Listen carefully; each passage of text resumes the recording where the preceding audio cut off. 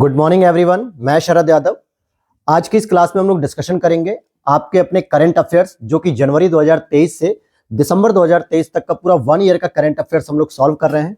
जो आपके RO exam 2024 जो कि 11 फरवरी को होने वाला है और 17 मार्च को होने वाला यूपी पीसीएस प्रीलिम्स 2024 के लिए कंप्लीट जो है कि सॉल्यूशन रहेगा, जिसमें हम लोगों ने 2 मैगजीन को फॉलो कर रहे हैं। हैंड रिटन नोट्स के तौर पे मैं खुद तैयार कर रहा हूं और तैयार करवा भी रहा हूं, जिसमें आपकी घटनासार जो आई हुई थी और साथ ही साथ ई दृष्टि मैगजीन जो अभी परसों ही मार्केट में आई है, जिसके शॉर्ट नोट्स तैयार किए जा रहे हैं। तो दोनों की क्लासेस हम लोग मिला के तैयार कर रहे हैं नोट्स को और उसकी क्लास हम लोग चला रहे हैं। तो ई दृष्टि जो मैगजीन आ चुकी है वो भी वार्षिकी, घटना चक्र की जो ई दृष्टि आती है उसको भी कवर किया जा रहा है और घटनासार को। लेकिन अगर मैं बुक से पढ़ाता आप लोगों को, जैसे बहुत सारे लोगों ने कमेंट किया कि सर आप बुक से ही पढ़ा दीजिए, तो उसमें बहुत ज्यादा टाइम लगेगा और बहुत बोरियत फील होगा। तो इसलिए मैंने सभी टॉपिक को जो है कि हेडिंग वाइज डालते हुए और उसके जो इंपॉर्टेंट फैक्ट है, जो एग्जाम ओरिएंटेड है, जो प्रश्न सीधे एग्जाम में बनते हैं और पिछले सालों बनते चले आए हैं, तो उसके आधार पर हम लोग बस लिमिटेड फैक्ट को कवर करेंगे और सारे टॉपिक को कवर करेंगे, छोड़ेंगे कुछ भी नहीं। तो इसीलिए हम लोगों ने कल तीसरी क्लास अपलोड की थी, जिसमें नेशनल करंट अफेयर्स, आपकी घटनासार की 2 लेक्चर और घटना चक्र के 1 लेक्चर ई दृष्टि वाले। तो तीनों लेक्चर में आपका नेशनल करंट अफेयर्स खत्म हो चुका है। 70 टॉपिक है पूरे, उस 70 टॉपिक से बाहर नेशनल करंट अफेयर्स कुछ भी बाहर नहीं जाएगा।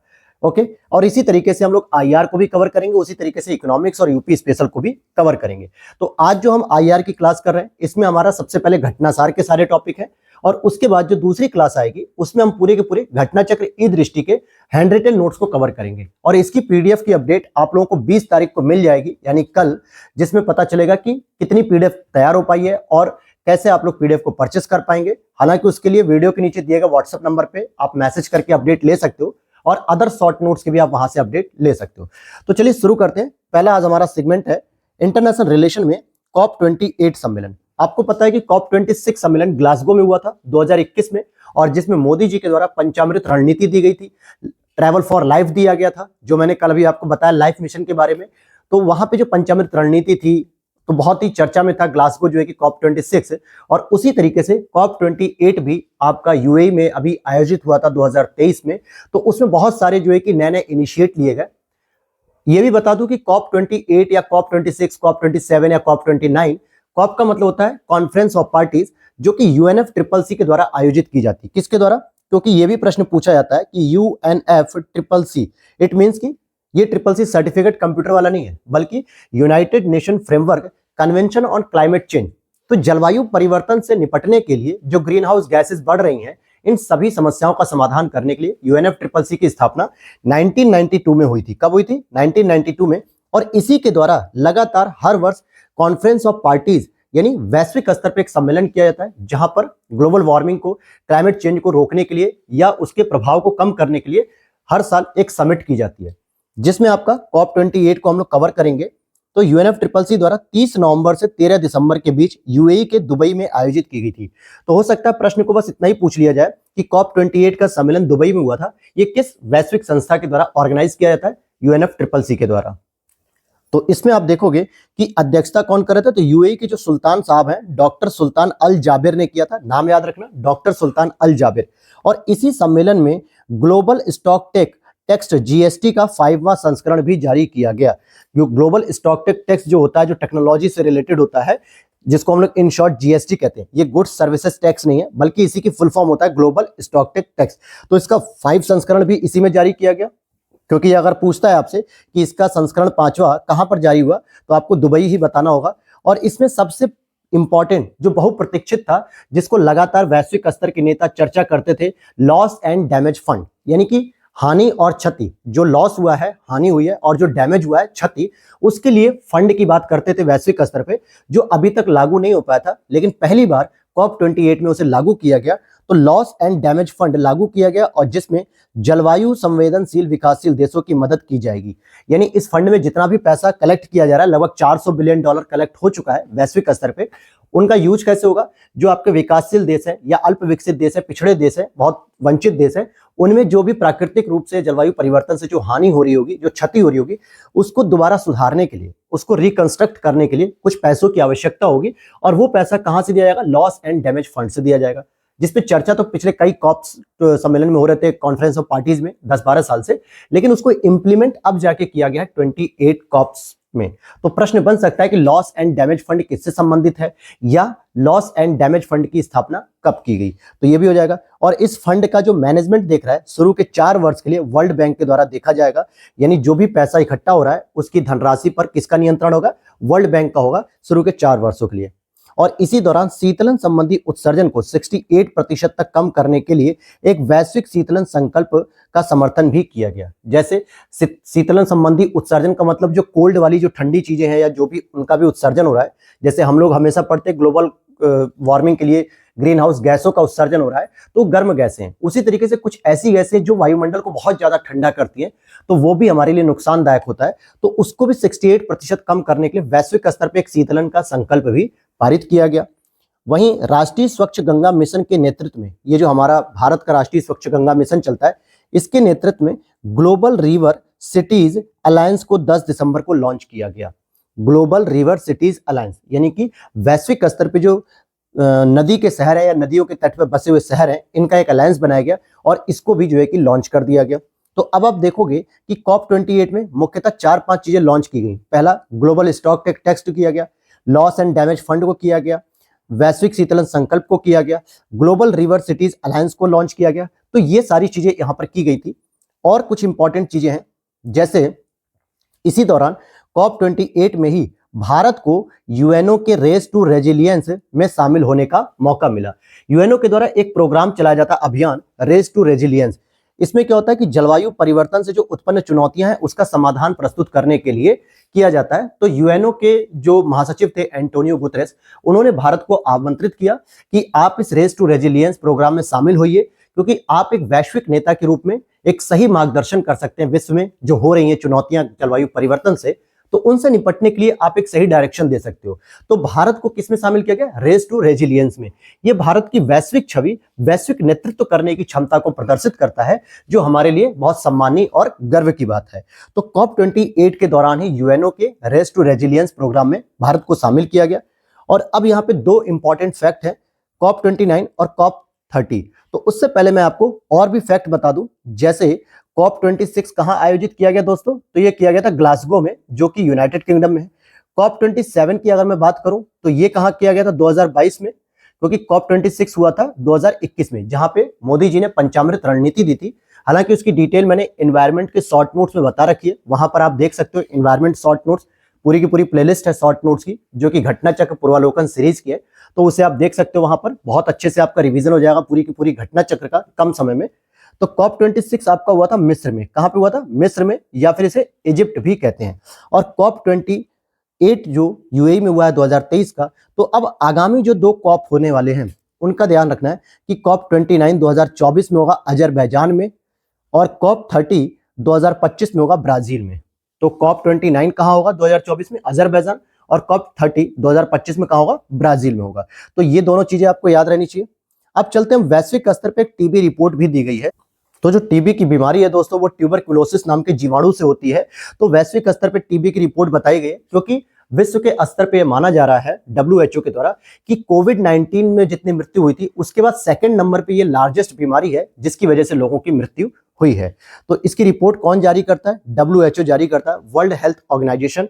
और इसने 7 नवंबर 2023 को ये रिपोर्ट जारी की, जिसमें बताया कि 2022 में वैश्विक स्तर पर टीबी से 1.3 मिलियन लोगों की मौत हुई। 1.30 मिलियन। अब इसको आप करोड़ में कन्वर्ट कर सकते हैं खुद ही, क्योंकि 1 मिलियन का मतलब होता है 10 लाख। 1 मिलियन का मतलब होता है 10 लाख। तो आप इसे देख सकते हो, 1.30 मिलियन लोगों की मौत हुई थी टीबी से केवल 2022 में ही। और भी आंकड़े के बारे में बात करें तो 2015 से लेकर, हालांकि वैश्विक स्तर पर जो प्रयास किया जा रहा है टीबी से मृत्यु को कम करने के लिए, तो 2015 से लेकर 2022 तक की मौतों का आंकड़ा देखा जाए तो 19% की कमी हुई है। तो इससे क्या समझ में आता है कि वैश्विक स्तर पे लगातार सभी सरकारें, सभी देश प्रयास कर रहे हैं कि उनके यहाँ टीबी से मृत्यु अब कम हो जाए। तो 19% की कमी देखने को मिली। और WHO कहता है कि कोविड-19 के बाद 2022 में संक्रामक रोग से सर्वाधिक जो मृत्यु हुई है वो टीबी से हुई है। तो जैसे कोविड-19 भी संक्रामक बीमारी थी, विषाणु से हो रही थी, उसी तरीके से दूसरी जो सर्वाधिक मृत्यु हुई है वो टीबी से हुई है। तो ये रिपोर्ट के बारे में बस इतनी ही इंपॉर्टेंट फैक्ट थे। अब आते हैं जलवायु परिवर्तन प्रदर्शन सूचकांक। अब देखिए, यहाँ पे जो कुछ इंपॉर्टेंट फैक्ट है या जो कुछ इंपॉर्टेंट हेडिंग है उसको तो हम कवर कर ही रहे हैं, लेकिन इससे रिलेटेड अगर कुछ अदर फैक्ट मुझे मिलेगा ई दृष्टि घटना चक्र मैगजीन में, तो उसको मैं कल की क्लास में कवर करूंगा। तो ये मान के चलिए कि हम लोग दोनों ही मैगजीन को फॉलो कर रहे हैं, क्योंकि इस बार चूकना नहीं है दोस्तों।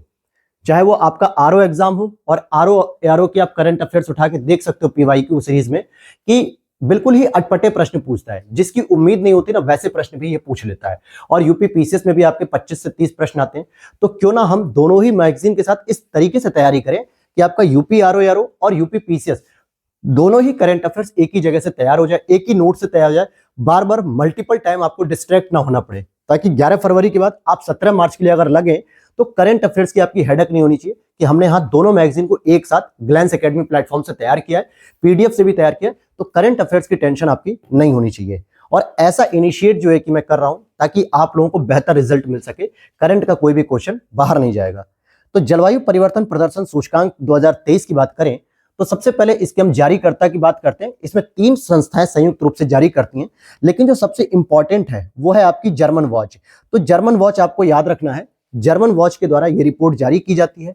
और इस बार 8 दिसंबर 2023 को COP28 के दौरान ही इसे भी दुबई में जारी किया गया। कहां पे जारी किया गया? दुबई में।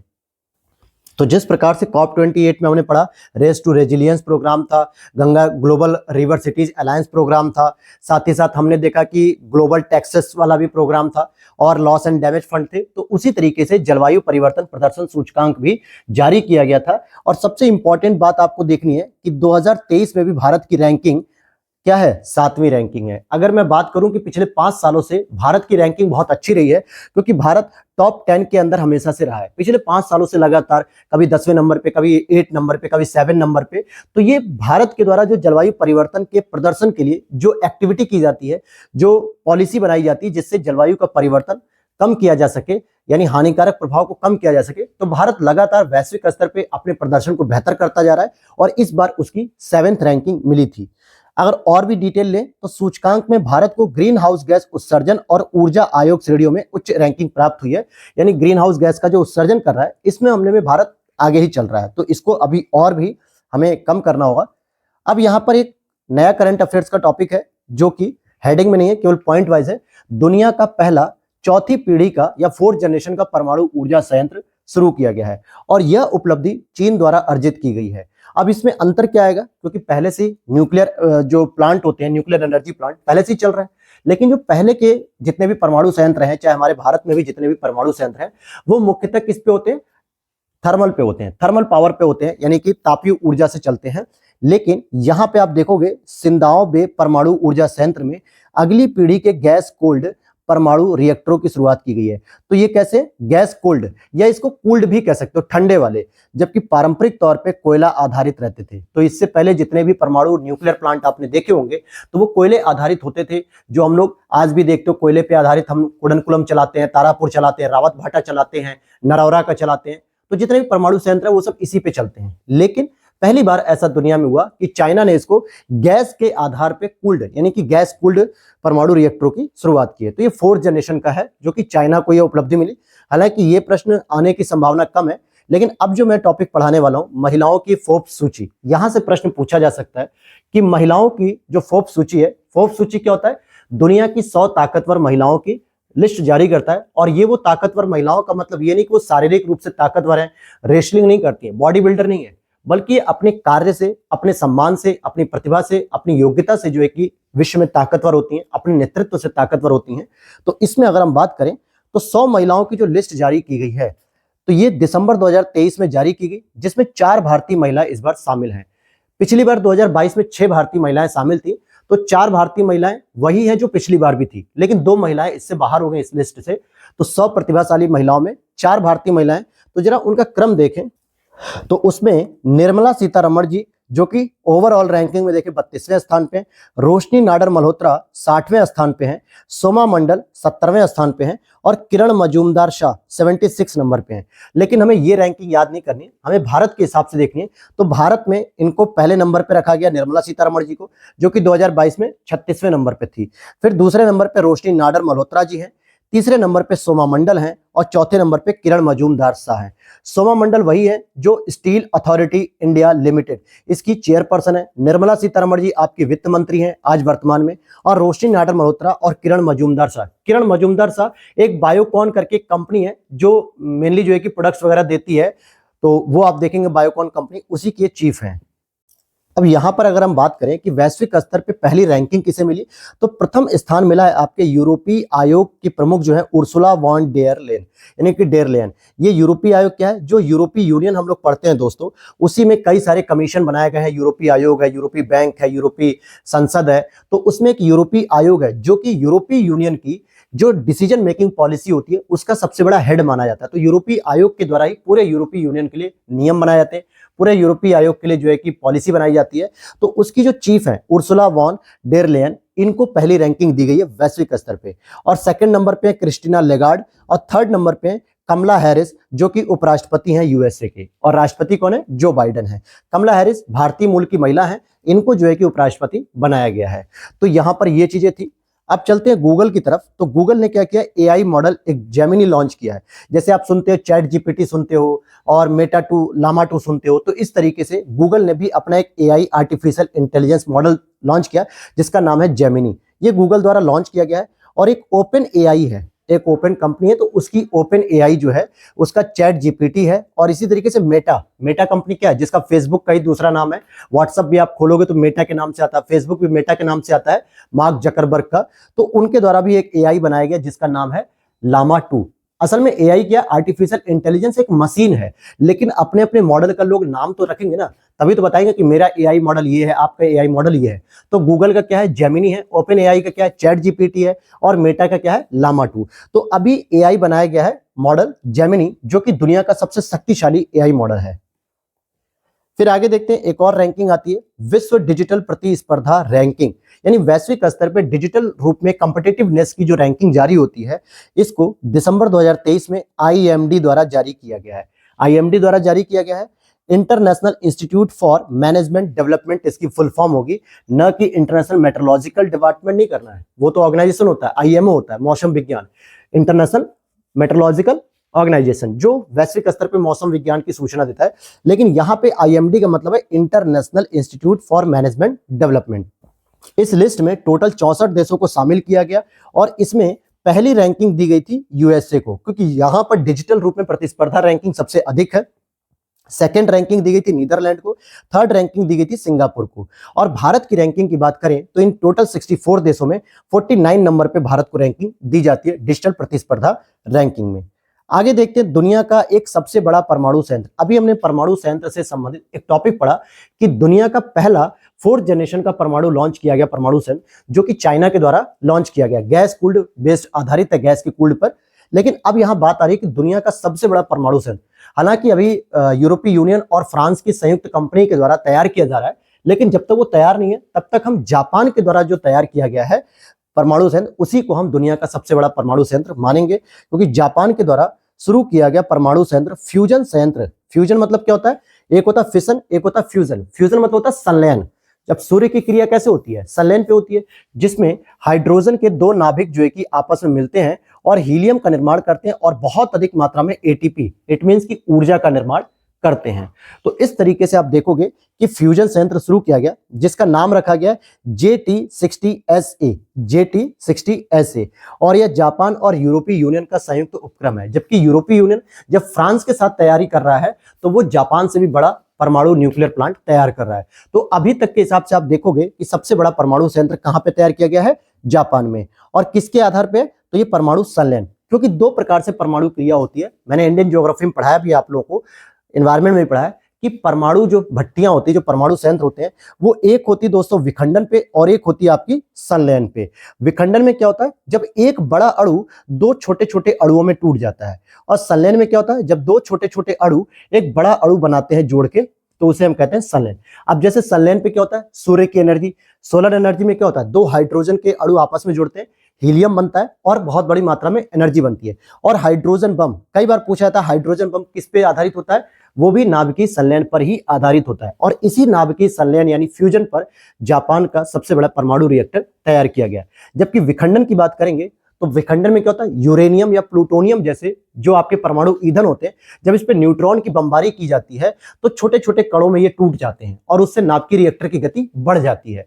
तो इस वजह से हम नाभिकीय विखंडन कहते हैं। जैसे परमाणु बम या एटॉमिक बम जो कि जापान हिरोशिमा पे गिरा था और नागासाकी पे, तो वो आपका नाभिकीय विखंडन पे आधारित था। तो नाभिकीय विखंडन और नाभिकीय संलयन का अंतर आपको क्लियर हो गया, और जापान ने नाभिकीय संलयन पे बनाया, ना कि नाभिकीय विखंडन पर।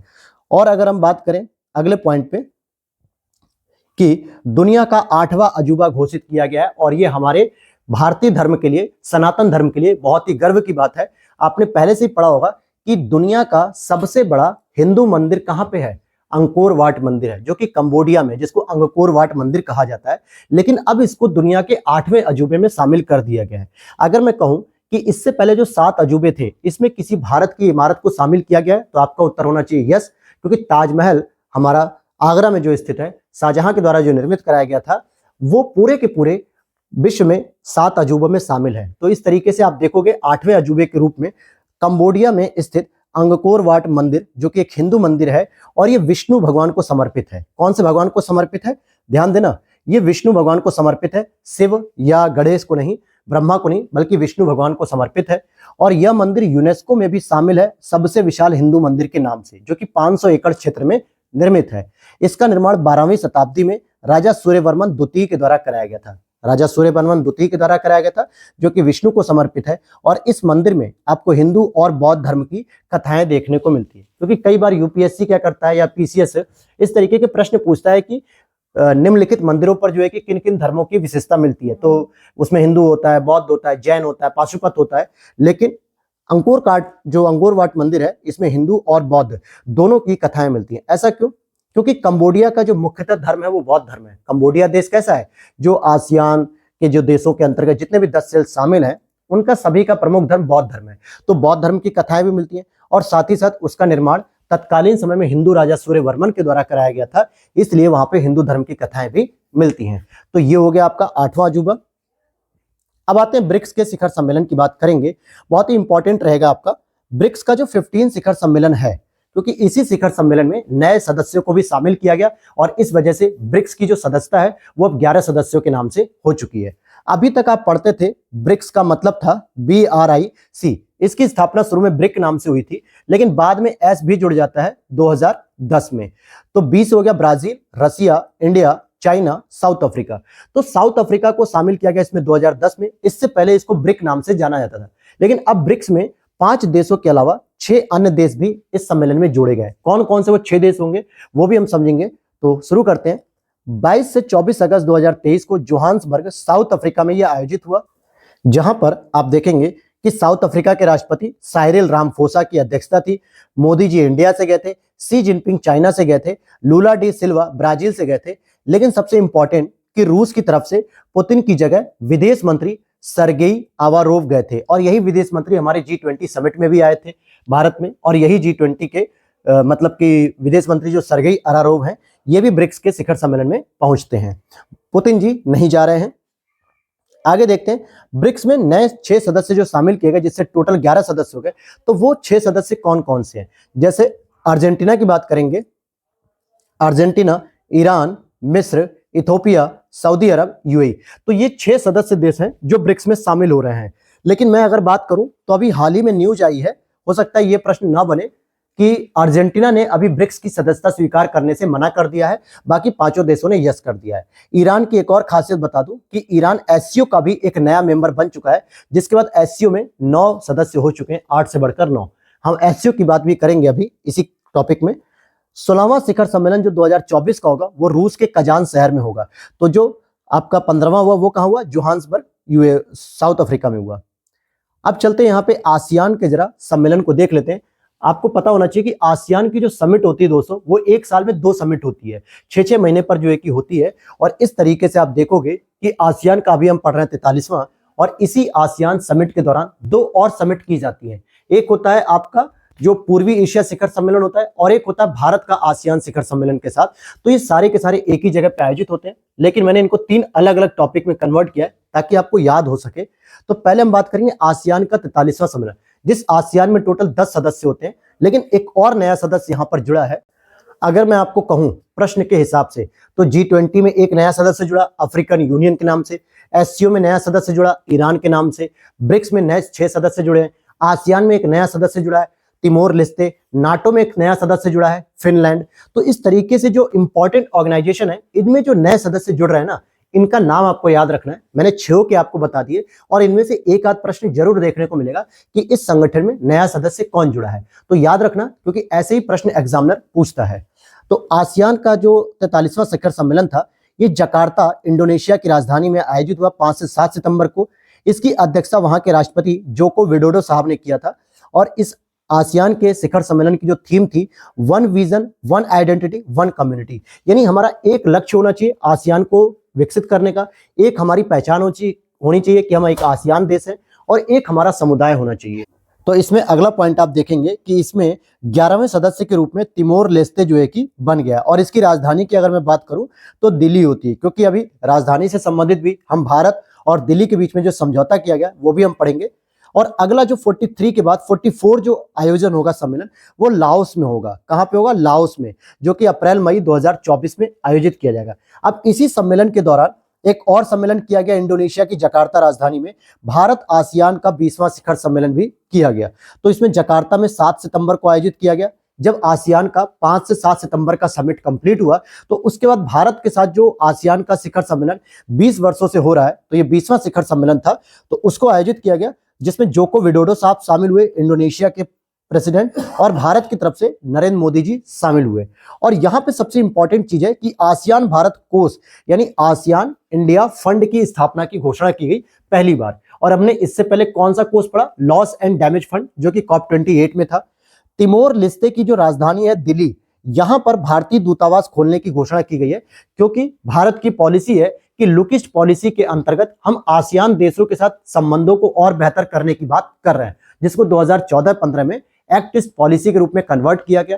तो जैसे ही आसियान का एक नया सदस्य बना तिमोर लेस्ते, तो ये हमारी नैतिक जिम्मेदारी बनती है कि हम आसियान के 10 देशों के साथ साथ अब 11वें देश के साथ भी हम अपने दूतावास संबंध को आगे बढ़ाएंगे। इसलिए पूछ सकता है कि अभी हाल ही में भारत ने आसियान के किस देश में दूतावास खोलने की घोषणा की है? तिमोर लेस्ते, या तिमोर लेस्ते के किस शहर में घोषणा की? तो दिल्ली में की है। और इस तरीके से भारत का जो दूतावास खुलेगा वो दिल्ली में खुलेगा। और अगला जो 21वां शिखर सम्मेलन होगा वो होगा लाओस में आयोजित। तो आपको रटना नहीं है, क्योंकि तीनों ही शिखर सम्मेलन अगले लाओस में हो रहे हैं, तो भारत का भी वहीं पे लाओस में आयोजित होगा। और इसी समय एक और शिखर सम्मेलन होता है आसियान का, जिसका नाम है 18वां पूर्वी एशिया शिखर सम्मेलन। तो यहां पर अगर आप देखोगे, जो कि ईस्ट एशिया समिट कहलाता है, ये भी 7 सितंबर जकार्ता में आयोजित हुआ। इसमें आसियान देशों के साथ भारत, जापान, चीन, USA, ऑस्ट्रेलिया, ये सारे के सारे देश इसमें शामिल होते हैं। तो 3 अलग अलग समिट देखो, एक आसियान जिसमें केवल 10 देश शामिल होते हैं, कोई बाहरी देश शामिल नहीं होता, अगर होगा भी तो पर्यवेक्षक के रूप में शामिल होगा, जैसे भारत भी पर्यवेक्षक के रूप में जाता है वहां पर। दूसरा भारत आसियान का शिखर सम्मेलन, जिसमें कोई तीसरी पार्टी शामिल नहीं हो सकती, केवल आसियान देश रहेंगे और साथ में भारत रहेगा। तीसरी समिट होती है वहां पे पूर्वी एशिया शिखर सम्मेलन, जो कि इस बार 18वीं थी, जिसमें आसियान देशों के साथ बाकी 7-8 देश और शामिल होते हैं, जिसमें इंपॉर्टेंट चाइना है, जापान है, भारत है, USA है, ऑस्ट्रेलिया है, ये सारे देश इसमें शामिल होते हैं। तो इसका भी जो 19वां शिखर सम्मेलन होगा वो 2024 में लाओस में होगा। तो लाओस में ही अगली बार सारे के सारे समिट हमें पढ़ने होंगे। आगे देखते हम वैश्विक नवाचार सूचकांक यानी ग्लोबल इनोवेशन इंडेक्स की बात करेंगे, जो 2023 में जारी हुआ।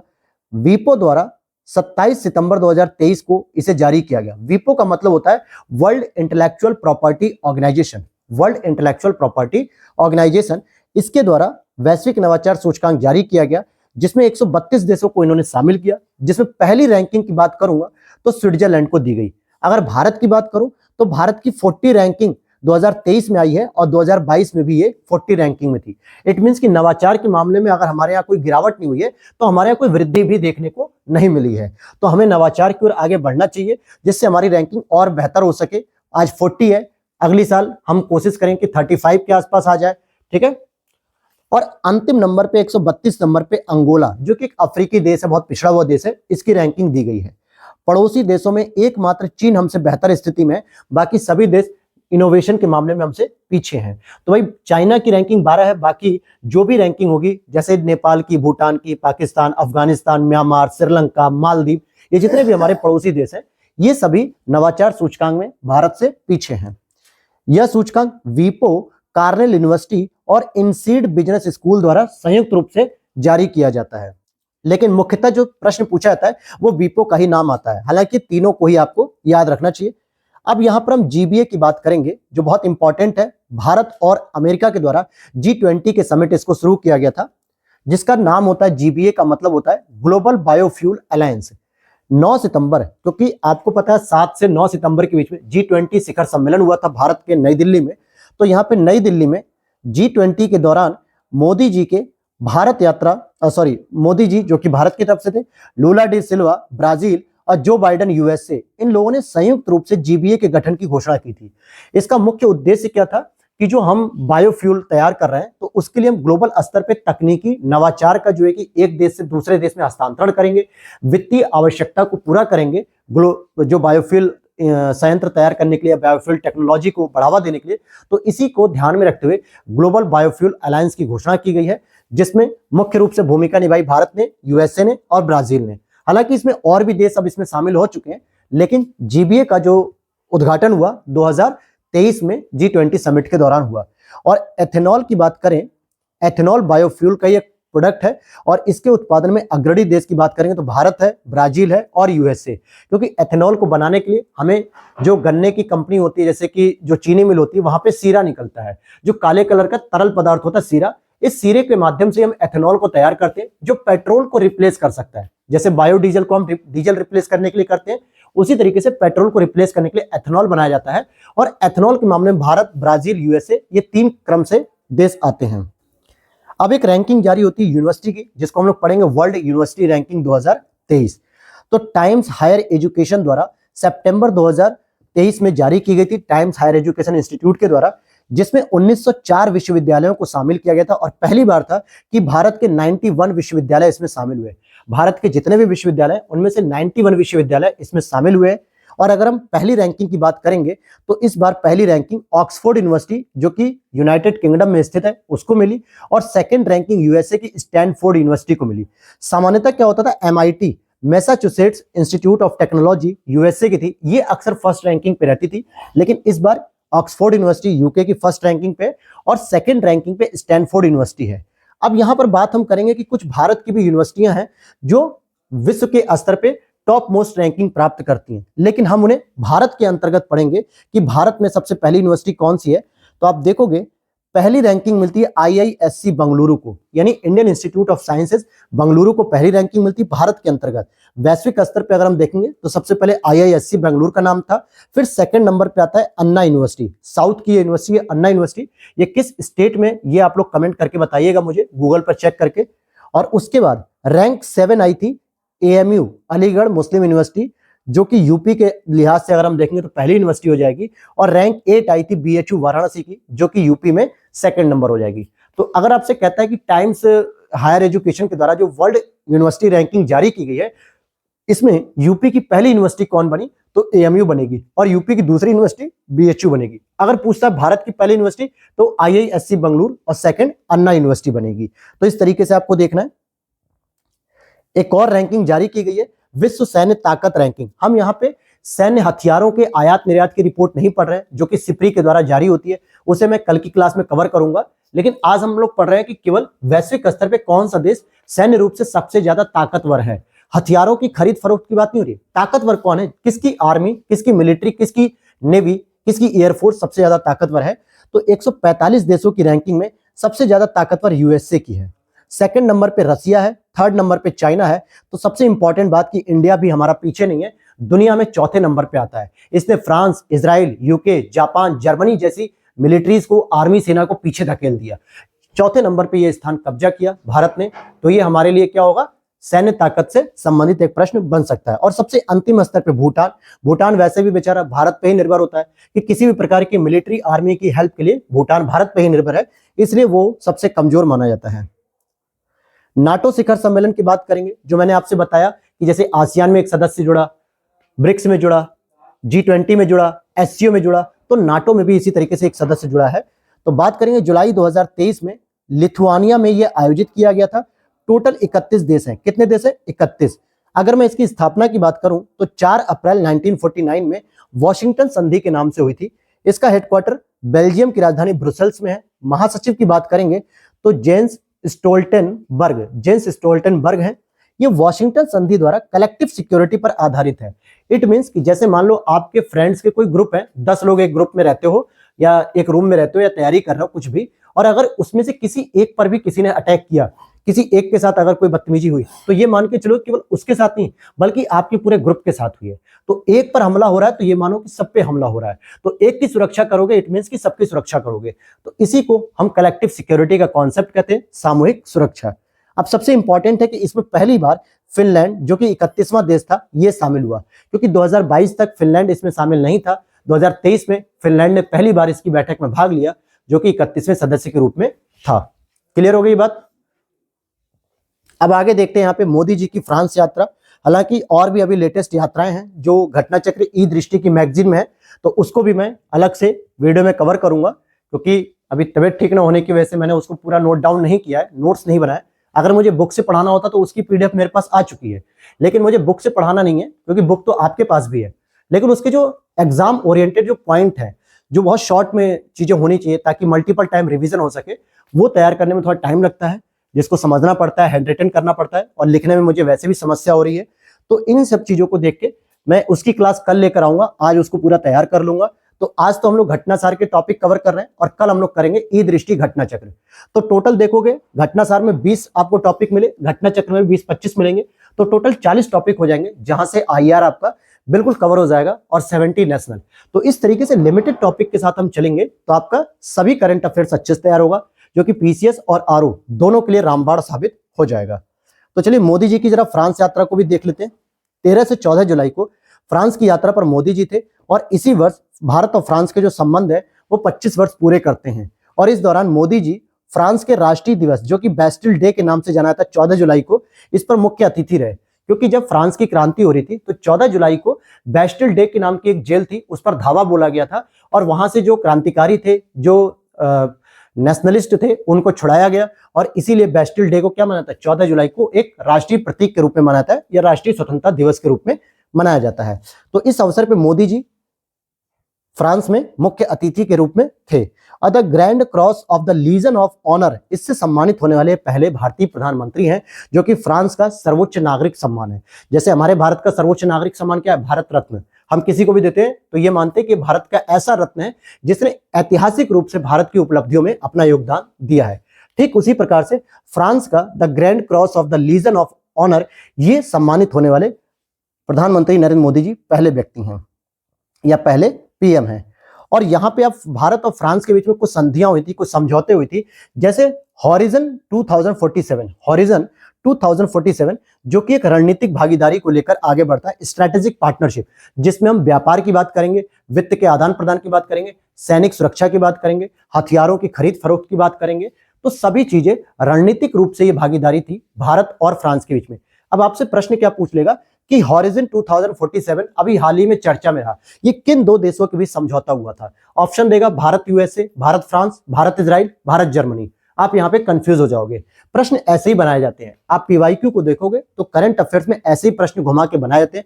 आप पूरी की पूरी मैगजीन रट जाते हो, लेकिन क्वेश्चन के पैटर्न को नहीं समझते हो, तो फिर आप कहते हो सर हमने पढ़ा था लेकिन हम कंफ्यूज हो गए थे। तो ऐसे ये पॉइंट होता है छोटा छोटे। भारत यूपीआई पर समझौता भी हुआ, यानी कि भारत की जो यूपीआई है उस पर भी फ्रांस के द्वारा समझौता हुआ। तो इस तरीके से भारत की जो यूनिफाइड पेमेंट इंटरफेस है, यूपीआई के द्वारा जो पेमेंट करने का सिस्टम है, उसमें श्रीलंका भी शामिल है, नेपाल भी शामिल है, भूटान भी शामिल है, फ्रांस भी शामिल है, इजराइल भी शामिल है।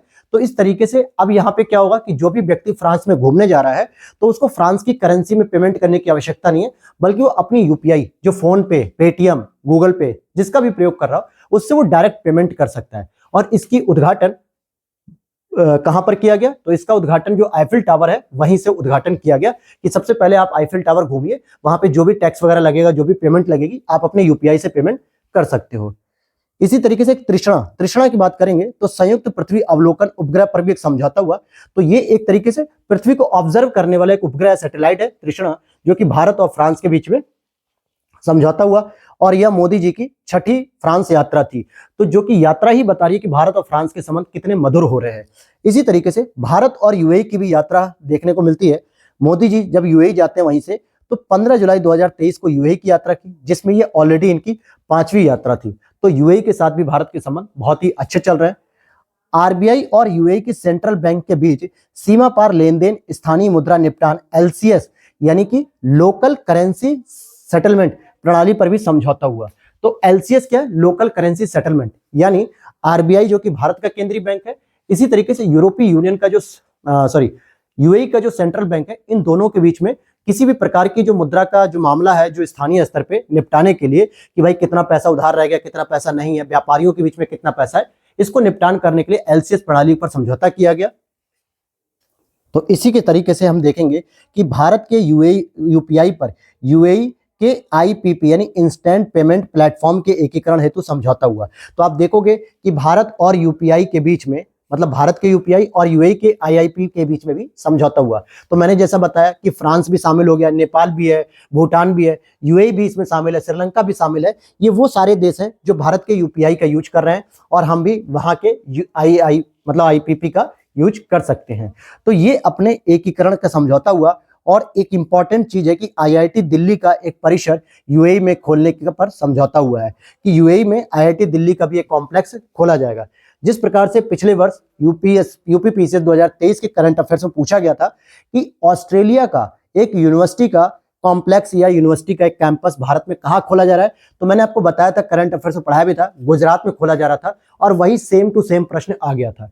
तो ऐसा ही प्रश्न इस बार भी बन सकता है कि भारत के बाहर आईआईटी दिल्ली का एक नया कैंपस कहाँ खोला जा रहा है, तो यूएई में खोला जाएगा। इट मीन्स कि दुबई में खोला जाएगा। तो ये तो था दोस्तों आपका आज का अंतर्राष्ट्रीय समझौते से संबंधित जो भी इंटरनेशनल रिलेशन के करंट अफेयर्स थे, जिसमें हमने 20 टॉपिक को कवर किया। और बचे हुए जो टॉपिक हैं जो आपकी ई दृष्टि से कवर करूंगा मैं, तो उसके लिए आप लोग चैनल पर बने रहिएगा, जिसकी क्लास आपको टुमारो मिलेगी सुबह 9 से 10 के बीच में। जैसे आज मिली है वैसे आपको कल भी मिलेगी। तो चैनल पर बने रहिएगा। वीडियो अच्छी लगी तो लाइक कर देना, पहली बार हो तो सब्सक्राइब जरूर कर लेना। और इसकी पीडीएफ की अपडेट मैं कल लेकर आऊंगा कि कितनी पीडीएफ अभी तक तैयार हो चुकी है और कब तक आपको सारी की सारी हैंड रिटन नोट्स की पीडीएफ मिल जाएगी, जिसको आप आराम से व्हाट्सएप नंबर पर मैसेज करके परचेस कर सकते हैं बहुत ही कम प्राइस में। तो मिलते हैं नेक्स्ट वीडियो में। Thanks for watching. Hello everyone, good morning. मैं शरद यादव एक बार फिर से आप सभी का स्वागत करता हूं आपके अपने यूट्यूब चैनल ग्लैंस एकेडमी पर। तो दोस्तों आज हम लोग करेंगे वार्षिकी करंट अफेयर्स का लेक्चर नंबर 5, जो कि आपके आगामी परीक्षा जो 11 फरवरी को आरओ एग्जाम है और 17 मार्च को यूपीपीसीएस प्रीलिम्स का एग्जाम है, उन सभी के लिए सबसे इंपॉर्टेंट करंट अफेयर्स है। क्योंकि पिछले एक साल का जो करंट अफेयर्स आया हुआ है, चाहे वो ई दृष्टि वार्षिकी मैगजीन हो या फिर वो घटनासार की 2 अर्धवार्षिकी के रूप में आई है। तो मैंने आपसे पहले ही लेक्चर में कहा था कि मैं इस बार दोनों ही करंट अफेयर्स को सम्मिलित करते हुए सारे टॉपिक को कवर करूंगा हैंड रिटन नोट्स के माध्यम से, जिससे कम समय में हम मल्टीपल टाइम उसका रिवीजन कर सकें। तो जैसे ही हम लोगों ने नेशनल के करंट अफेयर्स कवर किए थे, जिसमें घटनासार के करंट अफेयर्स थे सारे के सारे, और सारे ई दृष्टि मैगजीन जो वार्षिकी आई है अभी 2024 के नाम से, उसको भी हमने कवर किया, जिसके टोटल 70 टॉपिक थे और 3 लेक्चर कंप्लीट हुए। कल हमारा लेक्चर नंबर 4 आया था, जो कि इंटरनेशनल रिलेशन से संबंधित था, जो इस समय अभी आपको डिस्प्ले पर शो कर रहा है, जो कि घटनासार से था। लेकिन अब हम उसके आगे, क्योंकि हम लोगों ने कल घटनासार के लगभग 20 to 25 टॉपिक कवर कर लिए थे यहाँ तक, और अब हम उसके आगे जो टॉपिक कवर कर रहे हैं आज की क्लास में, तो आज आप देखेंगे स्पष्ट रूप से कि मैंने यहाँ पे लिखा भी है कि अंतरराष्ट्रीय जो घटनाक्रम है ई दृष्टि वार्षिकी से अपडेटेड, यानी ई दृष्टि मैगजीन जो है घटना चक्र की, उसके द्वारा जो जो करंट अफेयर्स बताए गए हैं, अंतर्राष्ट्रीय स्तर पे कोई सम्मेलन, अंतर्राष्ट्रीय स्तर पे आपदाएं या नियुक्तियां या जो भी घटनाक्रम हुए हैं, उन सभी को भी आज की क्लास में हम लोग कवर कर लेंगे। तो लेक्चर नंबर 5 आपका पूरी तरीके से इंटरनेशनल रिलेशन के लिए बेस्ड होगा और यहां से आपका नेशनल इंटरनेशनल दोनों ही चीजों की क्लासेस कवर हो चुकी होंगी। फिर कल आपको मिलेगी इकोनॉमिक्स की क्लास। कोशिश करूंगा कल एक ही क्लास में कवर कर दिया जाए, जिसमें घटनासार के भी सारे टॉपिक होंगे और घटना चक्र ई दृष्टि के भी सारे टॉपिक होंगे। और उसके अगले दिन आपको मिलेगी यूपी स्पेशल की क्लास, जिसमें घटना चक्र और घटनासार, इट मीन्स कि ई दृष्टि और घटनासार दोनों को ही, क्योंकि इस बार हम चाहते हैं कि हर हाल में हमारे करंट अफेयर्स के मैक्सिमम टू मैक्सिमम क्वेश्चन सही हो जाएं। मैं सारे क्वेश्चन का दावा नहीं करूंगा, अगर 20 आ रहे हैं, 15 आ रहे हैं, तो मैक्सिमम 90% क्वेश्चन यहीं से सॉल्व हो जाने चाहिए। क्योंकि अगर आप लोग पढ़ रहे हो केवल एक मैगजीन, तो कुछ क्वेश्चन छूटेंगे। तो इससे बेहतर है 2 मैगजीन पढ़ो, लेकिन 2 मैगजीन पढ़ने का टाइम नहीं है तो हैंड रिटन नोट सबसे बेस्ट मेथड है। सारे टॉपिक लिखे गए हैं, बस एग्जाम ओरिएंटेड जो पॉइंट्स होते हैं उनको कवर किया गया, और आप अगर उसे ही अच्छे से रट लोगे तो आपका सारे क्वेश्चन इसी से टैकल हो जाएंगे। और बहुत सारे लोगों का हमारे व्हाट्सएप ग्रुप पे मैसेज आ रहा है, हमारे टीम मेंबर बता रहे हैं कि सर इसकी पीडीएफ के लिए, तो मैंने हालांकि 18 तारीख की बात रखी थी, लेकिन फिर मैंने उसको 20 तारीख कर दिया, क्योंकि 2 मैगजीन को नोट्स में कवर करना थोड़ा टाइम लगता है। तो आज शाम तक उसकी अपडेट आएगी और आज शाम से ही आपको पीडीएफ मिल जाएगी, जिसमें घटनासार और घटना चक्र ई दृष्टि दोनों ही सम्मिलित होगी। तो चलिए शुरू करते हैं अपनी आज की इस क्लास को, जो कि ई दृष्टि से अपडेटेड पॉइंट होंगे। तो कल की क्लास में हम लोगों ने 20 नंबर टॉपिक तक कवर कर लिया था, और आज हम शुरू करेंगे नंबर 21 टॉपिक। तो पहले फेज में हम लोग विदेशी संबंधों को देख रहे हैं कि भारत के साथ किसके संबंध बेहतर हुए। तो भारत और केन्या की बात करेंगे तो अभी लेटेस्ट है 4 से 6 दिसंबर 2023, यानी कि लेटेस्ट है, क्योंकि आयोग का ये ट्रेंड रहता है कि जब एग्जाम होता है उससे पिछले 3 महीने का करंट अफेयर्स तो बहुत अच्छी तरीके से आपको याद होना चाहिए। अगर फरवरी में एग्जाम है तो अक्टूबर, नवंबर, दिसंबर, ये 3 महीने का करंट अफेयर्स बेहतर तरीके से तैयार रहना चाहिए। तो केन्या के राष्ट्रपति जी थे विलियम समोई रूटो, ये भारत की यात्रा पर था 2023 में, विलियम समोई रूटो। और केन्या ने इस यात्रा पर आने के बाद जीबीए और आईएसए में शामिल होने की प्रमुख घोषणा की। तो ये इंपॉर्टेंट हो जाएगा। जीबीए क्या है, जो कि मैंने कल की क्लास में, या यूं कहूं कि G20 समिट में मैंने बताया था, ग्लोबल बायोफ्यूल अलायंस, यानी वैश्विक स्तर पे जो बायोफ्यूल के लिए अलायंस तैयार किया गया, उसी की हम बात कर रहे हैं, जो G20 में नई दिल्ली में इसको शुरू किया गया। और साथ ही साथ आईएसए, जो कि 2015 में शुरू हुआ था, इंटरनेशनल सोलर अलायंस, अर्थात कि अंतर्राष्ट्रीय सौर गठबंधन, जो कर्क रेखा से मकर रेखा के बीच आने वाले जितने भी देश हैं वो सारे के सारे इसमें शामिल हो जाएं, और जिसका हेडक्वार्टर कहाँ पे है, तो आपके गुरुग्राम हरियाणा में है। तो इन दोनों ही संगठनों में शामिल होने की घोषणा की है केन्या ने। तो याद रखना, इस तरीके के प्रश्न पूछे जा सकते हैं। जैसे भूटान ने भी जीबीए में शामिल होने की घोषणा की है, और आईएसए में तो वो पहले से ही शामिल हो चुका है। तो दोनों ही देशों के बीच में कुछ प्रमुख समझौते हुए, जिसमें 5 प्रमुख समझौते हुए, लेकिन हम यहाँ पे 3 इंपॉर्टेंट समझौते को डिस्कस करेंगे। जैसे इग्नू क्या है, हमारी ओपन यूनिवर्सिटी है, इंदिरा गांधी नेशनल यूनिवर्सिटी जो है ओपन, जहां से मुक्त विश्वविद्यालय हम उसे कहते हैं, कि लोग अगर कोई सर्विस में है, प्राइवेट सेक्टर, गवर्नमेंट सेक्टर में, तो प्राइवेट तरीके से वहां पे स्टडी कर सकते हैं, डिस्टेंस लर्निंग के तौर पे। उन्हें सेंटर पे जाना भी नहीं पड़ेगा, अपने घर बैठे सारे के सारे कोर्स मंगा सकते हैं, सारी स्टडी वहां से कर सकते हैं। उसी तरीके से केन्या में भी एक मुक्त विश्वविद्यालय चलता है, जिसकी फुल फॉर्म हो जाएगी डिस्टेंस लर्निंग का जो केन्या यूनिवर्सिटी है, इस तरीके से आप कह सकते हो। तो इन दोनों यूनिवर्सिटी के बीच में एक समझौता हुआ है कि किस तरीके से हम केन्या में शिक्षा पद्धति को और एडवांस कर सकते हैं इग्नू के मेथड को फॉलो करके। क्योंकि आपको भी पता है 1985 में भारत में इग्नू जैसी यूनिवर्सिटी की स्थापना हुई, कि ताकि जो ग्रामीण क्षेत्र के लोग हैं, गांव के लोग, जो कि अच्छे यूनिवर्सिटी से पढ़ाई नहीं कर पा रहे हैं पैसे के अभाव में, तो यहां से कम पैसे की फीस देकर पूरी की पूरी डिग्री कवर कर सकते हैं, सारी एजुकेशन अपनी पूरी कर सकते हैं। तो पहला समझौता ये। दूसरा, बीआईएस और केन्याई मानक ब्यूरो केईबीएस के माध्यम भी समझौता हुआ। बीआईएस का मतलब होता है भारत स्टैंडर्ड ब्यूरो, जो होता है ब्यूरो ऑफ इंडियन स्टैंडर्ड, जो भारतीय मानक ब्यूरो होता है, जो किसी भी चीज का मानक तय करता है, जैसे खाद्य सामग्री का, ज्वेलरी का, या प्रोडक्शन का, इलेक्ट्रॉनिक गैजेट्स का, तो इनके जो मानक तय करता है। इसी तरीके से केन्या में भी एक मानक संस्था है जो अपने यहाँ के वस्तुओं की, सेवाओं की मानक तय करते हैं। तो इन दोनों के बीच में समझौता हुआ। और तीसरा, 2023 से 27 तक की अवधि में दोनों देशों के बीच सांस्कृतिक आदान प्रदान पर भी समझौता किया गया, कि दोनों देश सांस्कृतिक आदान प्रदान को सम्मिलित करेंगे। तो ये था आपका भारत और केन्या से बनने वाले कुछ इंपॉर्टेंट प्रश्न। अब एक प्रश्न बन सकता है कि अभी हाल ही में केन्या मुक्त विश्वविद्यालय, या हो सकता है इग्नू मुक्त विश्वविद्यालय का समझौता किस अंतरराष्ट्रीय विश्वविद्यालय से हुआ, तो आपका उत्तर हो जाएगा केन्या के मुक्त विश्वविद्यालय से। तो ऐसे प्रश्न बनेंगे। दूसरा हम समझौता देखते हैं भारत और ग्रीस। भारत और ग्रीस इसलिए भी संबंध इंपॉर्टेंट हो रहा है क्योंकि पिछले 40 वर्षों से कोई भी प्राइम मिनिस्टर की यात्रा नहीं हुई थी ग्रीस में। लास्ट टाइम 1983 में इंदिरा गांधी जी ने जब प्राइम मिनिस्टर थी तब उन्होंने यहाँ की यात्रा की थी, और वर्तमान में प्रधानमंत्री नरेंद्र मोदी जी ने यात्रा की है। तो 40 वर्षों से यह यात्रा का रास्ता सुना हुआ था, तो अब इसे जो है कि ओपन किया गया, सदाबहारी बनाया गया है। तो मोदी जी ने, देखते हैं, मोदी जी 25 अगस्त 2023 को ग्रीस की यात्रा पर गए थे, और ये 40 वर्षों में भारतीय पीएम की पहली यात्रा थी, क्योंकि 40 वर्ष पहले 1983 में पीएम इंदिरा गांधी ग्रीस की यात्रा पर गई थी। उसके बाद जितने भी प्रधानमंत्री हुए, चाहे वो राजीव गांधी हो, नरसिम्हा राव जी हो, वीपी सिंह हो, मनमोहन सिंह जी हो, अटल बिहारी वाजपेयी हो, इनमें से कोई भी प्रधानमंत्री ग्रीस की यात्रा पर नहीं गया था। और वहां पर जाके एथेंस में टॉम ऑफ अननोन सोल्जर, यानी कि टॉम ऑफ अननोन सोल्जर, जो वहां की एक प्रतिमा के रूप में लगाया गया है, कह सकते हो कि जो बहुत सारे सोल्जर्स थे, जो सैनिक थे, जो एथेंस के युद्ध में मारे गए थे, तो उनके सम्मान में वहां पर मोदी जी ने श्रद्धांजलि भी उनको अर्पित की थी। 2030 तक द्विपक्षीय व्यापार को दोगुना करने का लक्ष्य रखा गया कि भारत और ग्रीस के बीच में जो व्यापार है उसे हम दोगुना करेंगे 2030 तक। और साथ ही साथ ग्रीस का जो सबसे सर्वोच्च ऑनर सम्मान है, जिसको हम कहेंगे grand cross of the order of honour, ये मोदी जी को प्रदान किया गया और इससे पहले किसी भारतीय प्रधानमंत्री को इस तरीके का सम्मान नहीं दिया गया था। तो the grand cross of the honour of, मतलब ऑर्डर ऑफ ऑनर। तो ये आपका भारत और ग्रीस के बीच में संबंध इंपॉर्टेंट हो सकता है, क्योंकि 40 वर्षों में पहली बार। और एक नोट के तौर पे आप लोग याद कर लीजिएगा, क्योंकि बीच बीच में क्या होता है कि कुछ इंपॉर्टेंट लाइन मिल जाती है जो इस टॉपिक से अलग हटके होती है। जैसे मार्सिलेज, जो कि फ्रांस की एक जगह है जहां पर भारत के द्वारा महावाणिज्य दूतावास ओपन किया जाएगा, और वहीं उसी तरीके से फ्रांस के द्वारा ब्यूरो डी फ्रांस, क्योंकि वहां पे दूतावास वर्ड यूज ना करके ब्यूरो वर्ड यूज किया था, तो ब्यूरो डी फ्रांस को हैदराबाद में ओपन किया जाएगा। क्योंकि कई बार ऐसा समझौता हुआ है, जैसे अमेरिका के साथ भी हुआ है और भारत का फ्रांस के साथ भी हुआ है, कि हम एक दूसरे देश में और भी दूतावास को खोलेंगे, एक दूतावास नहीं बल्कि और खोलेंगे, जिससे संबंधों को और बेहतर किया जा सके। तो भारत के द्वारा फ्रांस के किस शहर में, मार्सिलेज शहर में दूतावास ओपन होगा, वहीं फ्रांस के द्वारा भारत में हैदराबाद में जो है कि ओपन किया जाएगा।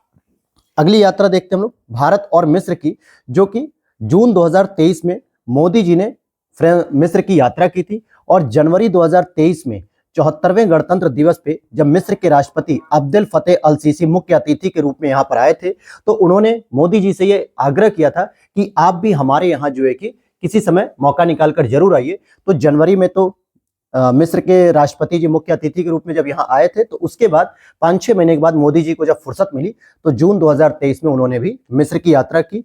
और पीएम मोदी की ये पहली यात्रा थी। वहां पर मोदी जी को order of the Nile, Nile क्यों कहा जाता है, क्योंकि मिस्र में नील नदी बहती है, वहीं पे नील नदी का डेल्टा है, तो ऑर्डर ऑफ द नील कह दो या नाइल कह दो, यह मिस्र का सर्वोच्च सम्मान है। जैसे भारत का सर्वोच्च सम्मान होता है भारत रत्न, तो उसी तरीके से यह सम्मान जो मिस्र का था, तो ये मोदी जी को दिया गया। और 2022 में राजनयिक संबंधों के 75वीं वर्षगांठ को दोनों ही देश पूरा कर रहे थे। तो आपसे पूछा जा सकता है, क्योंकि हमने यूपीपीसीएस 2023 के समय भी यह चीज रिवाइज कराई थी, याद कराई थी, कि 74वें गणतंत्र दिवस जो कि 26 जनवरी 2023 को हुआ, उस समय चीफ गेस्ट कौन था। अब आपको एक चीज और बतानी है कि 75वें गणतंत्र दिवस जो आपका जनवरी 2024 में होने वाला है, अगले 5 दिनों के बाद 26 जनवरी, तो वहां पे चीफ गेस्ट कौन आ रहा है, तो कमेंट सेक्शन में आप लोग बताइएगा। आगे देखते हैं, भारत और अमेरिका के संबंध की बात करेंगे। तो जून 2023 में मोदी जी ने यात्रा की। हालांकि अमेरिका की यात्रा वो कई बार करते रहते, 5-6 बार उन्होंने की थी, लेकिन ये पहली बार जो है कि ऑफिशियल यात्रा थी, राजकीय यात्रा थी। ऐसा क्या है कि राजकीय यात्रा अलग होती है और वो अलग होती है, तो इसमें देखिए जो राजकीय यात्रा होती है, अमेरिका हर साल दुनिया के किसी एक देश के सरप्रमुख को या राष्ट्र प्रमुख को आमंत्रित करता है ऑफिशियल विजिट पर, राजकीय यात्रा पर। ये अमेरिका की एक परंपरा है। तो आप कहोगे सर मोदी जी तो कई बार जाते रहे। मोदी जी जब भी अमेरिका गए तो या तो कभी वो हमारे वहां के जो डायस्पोरा है उनसे मिलने गए, या कभी अमेरिका में कोई समिट हुई तो उसमें सम्मिलित होने गए, या किसी भी वजह से गए, लेकिन डायरेक्टली केवल अमेरिका मिलने गए थे ऐसा नहीं था। तो ये पहली राजकीय यात्रा थी। तो ध्यान देना, 21 जून को यहीं पर यूएनओ के जो यूनाइटेड नेशनल का जो हेडक्वार्टर है वहां पर न्यूयॉर्क में, उसके हॉल में इंटरनेशनल योगा डे का नेतृत्व भी नरेंद्र मोदी जी के द्वारा किया गया, जिसकी थीम थी वसुधैव कुटुंबकम के लिए योग, यानी कि वसुधैव कुटुंबकम के लिए योग, ये उसकी थीम थी 21 जून 2023 की। और सबसे बड़ी बात कि यहाँ पे लगभग 135 देश के हजारों लोग शामिल हुए थे, और इस वजह से इसको गिनीज वर्ल्ड ऑफ रिकॉर्ड में भी शामिल किया गया है जून 2023 के योगा डे को। तो इसको गिनीज वर्ल्ड रिकॉर्ड्स में भी शामिल कर लिया गया है। वहीं पर भारत भी आर्टेमिस समझौते पर हस्ताक्षर करने वाला 27वां देश बन गया, जो कि यूएसए के नेतृत्व में आर्टेमिस समझौता चलाया जा रहा है, जिसको हम लोग आर्टेमिस एकॉर्ड भी कहते हैं। यह समझौता नागरिक अंतरिक्ष अन्वेषण हेतु किया गया, यानी नागरिकों के लिए जो सुविधाएं प्रदान की जाएंगी अंतरिक्ष के खोज से, उसमें भारत भी सम्मिलित हो चुका है। और उन्हीं के साथ इसरो, जो कि भारतीय वैज्ञानिक संस्था है, और नासा, जो अमेरिका की अंतरिक्ष एजेंसी है, इन्होंने संयुक्त रूप से एक निसार उपग्रह को डेवलप कर रहे हैं, ये दोनों ही, जो कि पृथ्वी का ऑब्जर्वेशन करेगा भू ऑब्जर्वेशन के नाम पे। तो निसार का मतलब क्या हो गया, यहाँ पे आप देखोगे तो नासा भी हो रहा है और इसरो हो रहा है, यही इसकी फुल फॉर्म हो जाएगी। तो इस वजह से आपको इसे याद रखना है। तो और भी चीजें यहाँ पे कि भारत एमएसपी का भी एक सदस्य बन गया। अब यहाँ पर एमएसपी मिनिमम सपोर्ट प्राइस वाला नहीं है, बल्कि मिनरल सिक्योरिटी पर जो पार्टनर होते हैं, खनिज सुरक्षा साझेदारी, जो मिनरल्स होते हैं उसकी भी सुरक्षा करना जरूरी है, क्योंकि मिनरल आपके जो है कि बॉडी के साथ साथ आपके फसलों के लिए, मिट्टी के लिए, पौधों के लिए बहुत जरूरी है। तो उन मिनरल का संरक्षण करना भी हमारा नैतिक दायित्व है। इसके लिए जो अमेरिका के द्वारा शुरू किया गया था उस एमएसपी में भारत भी शामिल हो गया। हालांकि एमएसपी का शुभारंभ जून 2022 में ही किया गया, बहुत पुराना नहीं है। और यूएसए के द्वारा, अभी हमने पढ़ा फ्रांस के द्वारा हैदराबाद में ब्यूरो गेट्स खोले जा रहे हैं, उसी तरीके से यूएसए 2 शहरों में, बंगलुरु में और अहमदाबाद में अपना वाणिज्य दूतावास स्थापित करेगा भारत में।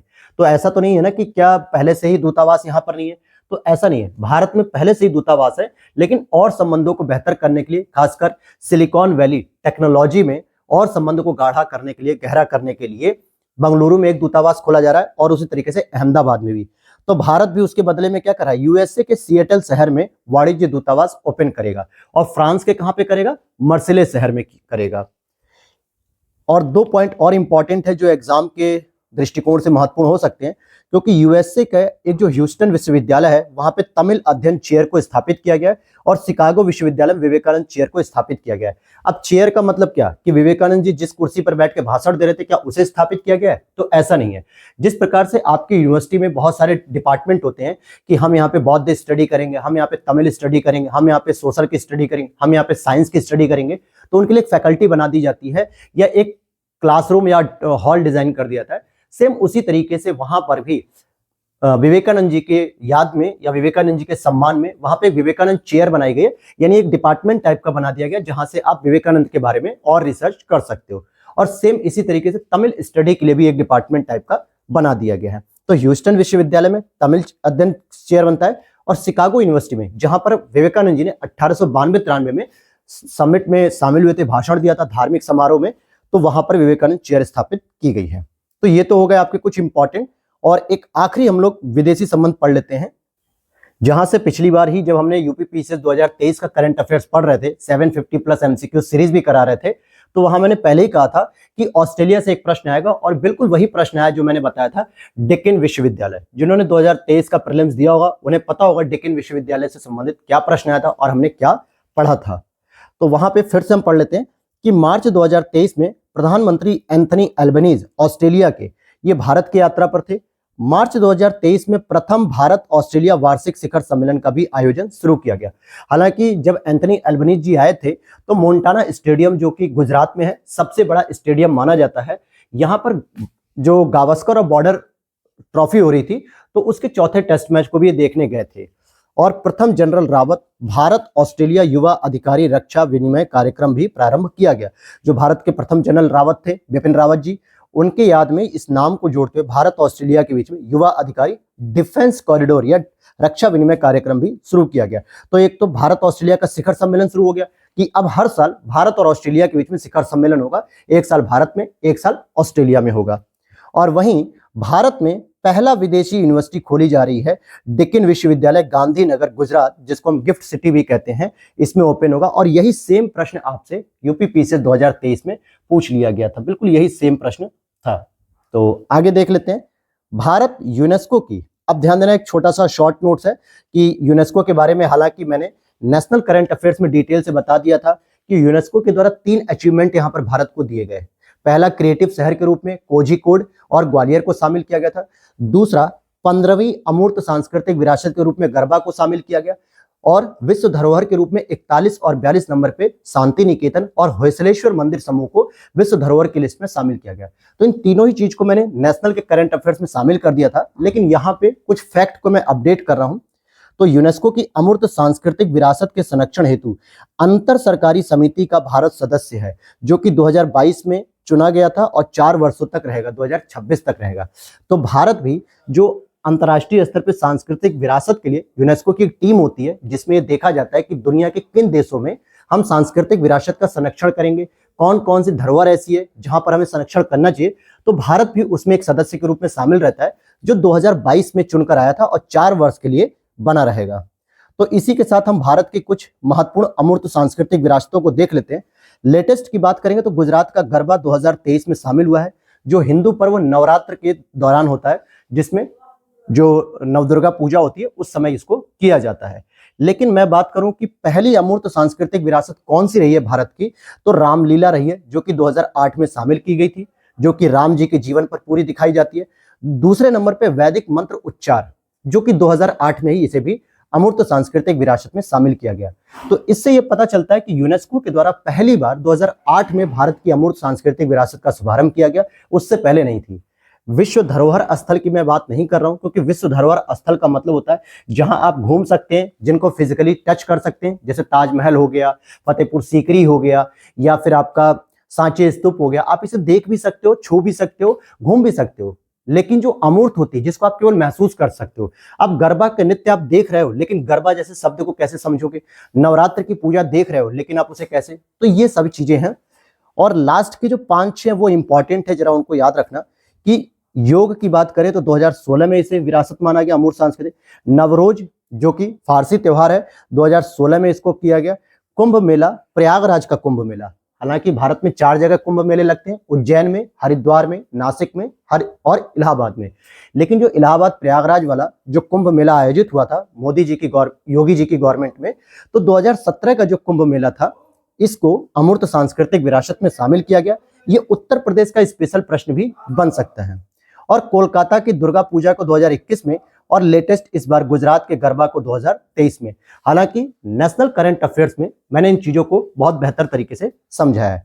तो यहां तक तो हमने देखा कुछ विदेशी संबंध, और अब हम आगे चलते हैं कुछ अंतर्राष्ट्रीय घटनाक्रम या अंतर्राष्ट्रीय सूचकांक, जहां पे भारत की स्थिति क्या है, वैश्विक स्थिति पे कौन शीर्ष पर है, कौन सबसे अंतिम पायदान पर है। तो इन सभी चीजों को कलेक्ट करते हैं।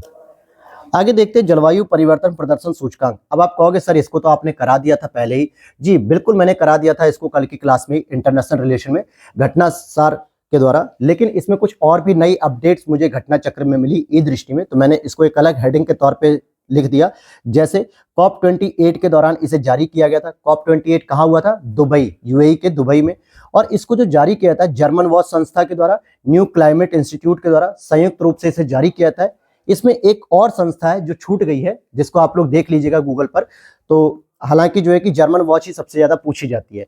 तो इसमें क्या था कि रैंक 1, रैंक 2, रैंक 3, इस पे कोई भी देश सम्मिलित नहीं हो पाया, क्योंकि जो सर्वश्रेष्ठ प्रदर्शन हमें चाहिए था वो प्रदर्शन दुनिया का कोई भी देश नहीं कर पाया। इसलिए रैंक 1, 2, 3 खाली रह गई। और ये हमेशा हो रहा है लगातार 4 सालों से कि रैंक 1, 2, 3 पे कोई भी देश स्टैब्लिश नहीं हो रहा है। बल्कि रैंक 4 पर सबसे शीर्ष पर आता है डेनमार्क, रैंक 5 पर एस्टोनिया आता है, और भारत की बात करें तो रैंक 7 पर आता है। तो अगर मैं 4 से ही काउंट करूं तो भारत की रैंकिंग क्या देखी जाएगी? 4, 5, 6, 7। इट मींस कि चौथे नंबर पे भारत आ रहा है। लेकिन हम उसे 1, 2, 3 में जब कोई भी देश शामिल नहीं, तो हम भारत को 7वें नंबर पर रखते हैं। और यह 19वां संस्करण जारी किया गया, क्योंकि यहाँ पे शीर्ष 3 स्थान जो थे रैंक 1, 2, 3 किसी भी देश को यहाँ पर नहीं दिया गया, क्योंकि उनका प्रदर्शन इतना अच्छा नहीं था। इस बार इसमें 63 देशों के साथ यूरोपीय यूनियन को भी शामिल किया था। यूरोपीय यूनियन में कितने सदस्य देश हैं ये मैंने कई बार बताया, आज आप लोग कमेंट सेक्शन में बताइएगा। अब यहाँ पर एक और चीज देखिए कि जलवायु परिवर्तन जो होता है वो सबसे ज्यादा होता है ग्रीन हाउस गैसेस से, और जिसके लिए UNFCCC के द्वारा लगातार सबमिट कराई जाती है। COP28 कराया जा रहा है, COP29 भी होगा, COP26 भी हुए। तो UNFCCC के द्वारा, United nation framework convention on climate change, तो इसके द्वारा ये सबमिट कराई जाती है। तो ग्रीन हाउस गैस में सबसे इंपॉर्टेंट जो होती है वो होती है कार्बन डाइऑक्साइड। तो इसीलिए यहाँ पे कार्बन डाइऑक्साइड से रिलेटेड 3 महत्वपूर्ण देशों के नाम है जो सबसे अधिक दुनिया में उत्सर्जित करते हैं। जब तक इनका उत्सर्जन 0 नहीं होगा या कम नहीं होगा, तब तक क्लाइमेट चेंज में स्थिति में परिवर्तन कुछ खास नहीं होगा। तो जैसे चाइना जो है कि सबसे बड़ा CO2 उत्सर्जक है, दूसरे नंबर पे CO2 उत्सर्जक आता है USA, और तीसरे नंबर पे हमारा आता है भारत। तो ये 3 महत्वपूर्ण देश हैं जो कि कार्बन डाइऑक्साइड का सबसे अधिक उत्सर्जन करते हैं। अगर इनके उत्सर्जन को मिनिमाइज कर दिया जाए, तब जाके कुछ हम कह सकते हैं कि ग्लोबल स्तर पे जो क्लाइमेट चेंज है वो थोड़ा सा सुधार देखने को मिलेगा। नेक्स्ट पॉइंट है time person of the year. जैसे कि टाइम पत्रिका के द्वारा हर साल का एक व्यक्ति को चुना जाता है कि जो सबसे टॉप मोस्ट व्यक्ति रहा time person of the year 2023 का। तो 2023 के लिए अमेरिकी एक सिंगर है, अमेरिकी गायिका, जिनका नाम है टेलर स्विफ्ट, इनको चुना गया। और इस तरह इस पत्रिका के कवर पेज पर ये 2 बार स्थान पाने वाली पहली महिला है। जो टाइम पत्रिका है, अब जैसे आप लोग इंडिया टुडे पढ़ते हो या कुरुक्षेत्र पढ़ते हो, योजना पढ़ते हो, तो उसके कवर पेज पे ऊपर किसी न किसी एक सेलिब्रिटी का या किसी एक नेता का या किसी एक सोशल वर्कर का फोटो होता है। क्यों छापा जाता है? क्योंकि इसका मतलब वह व्यक्ति इतना इंपॉर्टेंट था कि पूरी मैगजीन में उसको शीर्ष पर स्थान मिला है, वो सबसे महत्वपूर्ण व्यक्ति है। ठीक उसी प्रकार से टेलर स्विफ्ट जो कि गायिका हैं, और इन्हें 2017 में भी टाइम पत्रिका के कवर पेज पे फोटो मिली थी और 2023 में भी मिली है। इस प्रकार ये दुनिया की पहली महिला बन गई जिनको 2 बार इसके कवर पेज पर स्थान मिला है, जो कि टाइम पत्रिका बहुत ही महत्वपूर्ण है, अमेरिका के द्वारा जारी की जाती है। और टेलर स्विफ्ट, इनका नाम याद रखिएगा। अगर मैं कहूं कि भारत की तरफ से कोई ऐसा रहा है जो टाइम पत्रिका में रहा या छाया या इसका नाम आया, तो हम कहेंगे भारत की तरफ से एकमात्र 1930 में महात्मा गांधी जी को चुना गया था टाइम पत्रिका के द्वारा पर्सन ऑफ द ईयर। उसके बाद से आज तक कोई भी व्यक्ति भारत का पर्सन ऑफ द ईयर नहीं बन पाया टाइम पत्रिका के अनुसार। इवन कि नरेंद्र मोदी जी को भी कुछ अलग अलग श्रेणियों में दिया गया था, लेकिन संपूर्ण या समग्र श्रेणी में नहीं दिया गया। अब आ जाते हैं नदी डॉल्फिन पे। हालांकि नदी डॉल्फिन के बारे में मैंने आपको, जब उत्तर प्रदेश का एक करंट अफेयर्स टॉपिक था नेशनल में ही, कि उत्तर प्रदेश के द्वारा जलीय जीव घोषित किया गया अक्टूबर 2023 में, किसको, ये आपके नदी डॉल्फिन को, गंगा नदी डॉल्फिन को। लेकिन यहाँ पर कुछ और भी पॉइंट मुझे मिले तो उनको मैंने अपडेट किया कि विश्व में 7 प्रजातियां नदी की डॉल्फिन मिलती है, मतलब नदी डॉल्फिन की, जिसमें 6 प्रजातियां अभी जीवित हैं और 1 प्रजाति विलुप्त हो चुकी है, जो कि खत्म हो चुकी है। तो पहले हम 7 की बात करेंगे, जैसे अमेजन नदी डॉल्फिन, यानी जो अमेजन नदी में पाई जाने वाली डॉल्फिन है। दूसरा सिंधु नदी में पाई जाने वाली डॉल्फिन। तीसरा गंगा नदी में पाई जाने वाली डॉल्फिन, जिसको हम लोग गंगेटिक डॉल्फिन कहते हैं।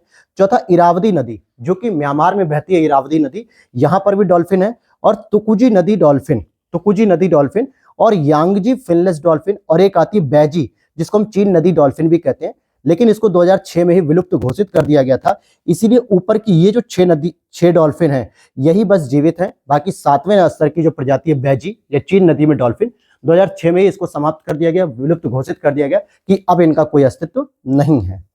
तो यहाँ पर एक पॉइंट और है, हालांकि डॉल्फिन के बारे में मैंने नेशनल में 4 ही केवल प्रजाति बताई थी, लेकिन विश्व स्तर पर केवल 7 होती हैं, जिसमें 6 जीवित हैं। तो इसमें जो और बात आई कि global declaration for river dolphins by 2030, एक समिट जारी की गई थी और उसमें ये घोषणा पत्र जारी किया गया पहली बार, कहां पर, कोलंबिया की राजधानी बोगोटा में, जहां पे 11 देशों ने मिलकर ये कहा कि हम ग्लोबल डिक्लेरेशन जारी कर रहे हैं कि जो नदी की डॉल्फिन है उनका हम संरक्षण करेंगे, जो 6 प्रजातियां रह गई उनका हम पूरी तरीके से संरक्षण करेंगे। और इसके लिए जो समिट हुई वो कोलंबिया की राजधानी बोगोटा में हुई और भारत भी इसमें शामिल है।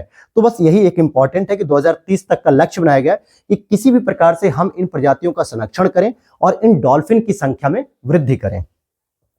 आ जाते हैं अब हम क्यूएस संस्था के द्वारा। क्यूएस क्या है? एक ब्रिटिश कंपनी है या ब्रिटिश संस्था है, जिसके द्वारा एशियाई यूनिवर्सिटी की रैंकिंग जारी की जाती है और वर्ल्ड स्तर पर भी जारी की जाती है। लेकिन हम पढ़ेंगे पहले एशियाई यूनिवर्सिटी।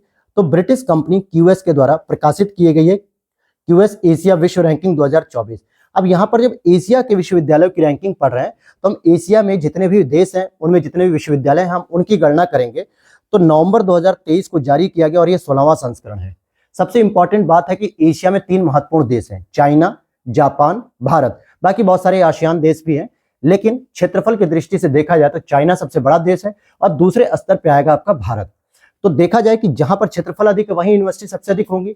लेकिन पहली बार ऐसा हुआ है कि भारत के सर्वश्रेष्ठ विश्वविद्यालयों को इसमें शामिल किया गया इस रैंकिंग में। कितने विश्वविद्यालय? 148, जो कि सर्वाधिक विश्वविद्यालय थे। इतने विश्वविद्यालय चाइना के भी शामिल नहीं किए गए इस रैंकिंग में। तो कितने शामिल हुए इस रैंकिंग में भारत के? 148।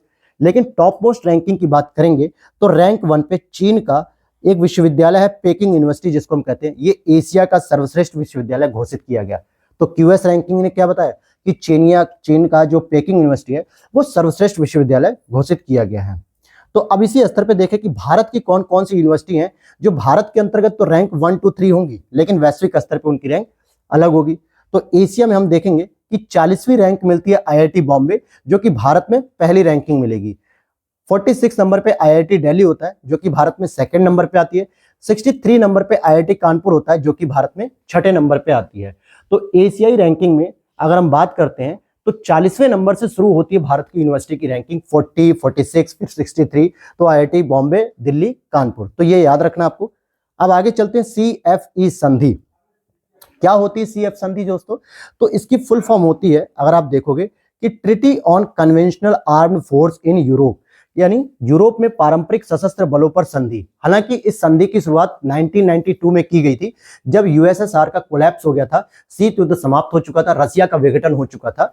तो उस समय जितने भी नाटो के देश थे और वर्सा संधि, वार्सा पैक्ट जिसे हम कहते हैं, जिसका नेतृत्व यूएसएसआर के द्वारा किया जा रहा था और नाटो का नेतृत्व यूएसए के द्वारा किया था। दो विचारधाराओं के युद्ध हो रहे थे, कोल्ड वार।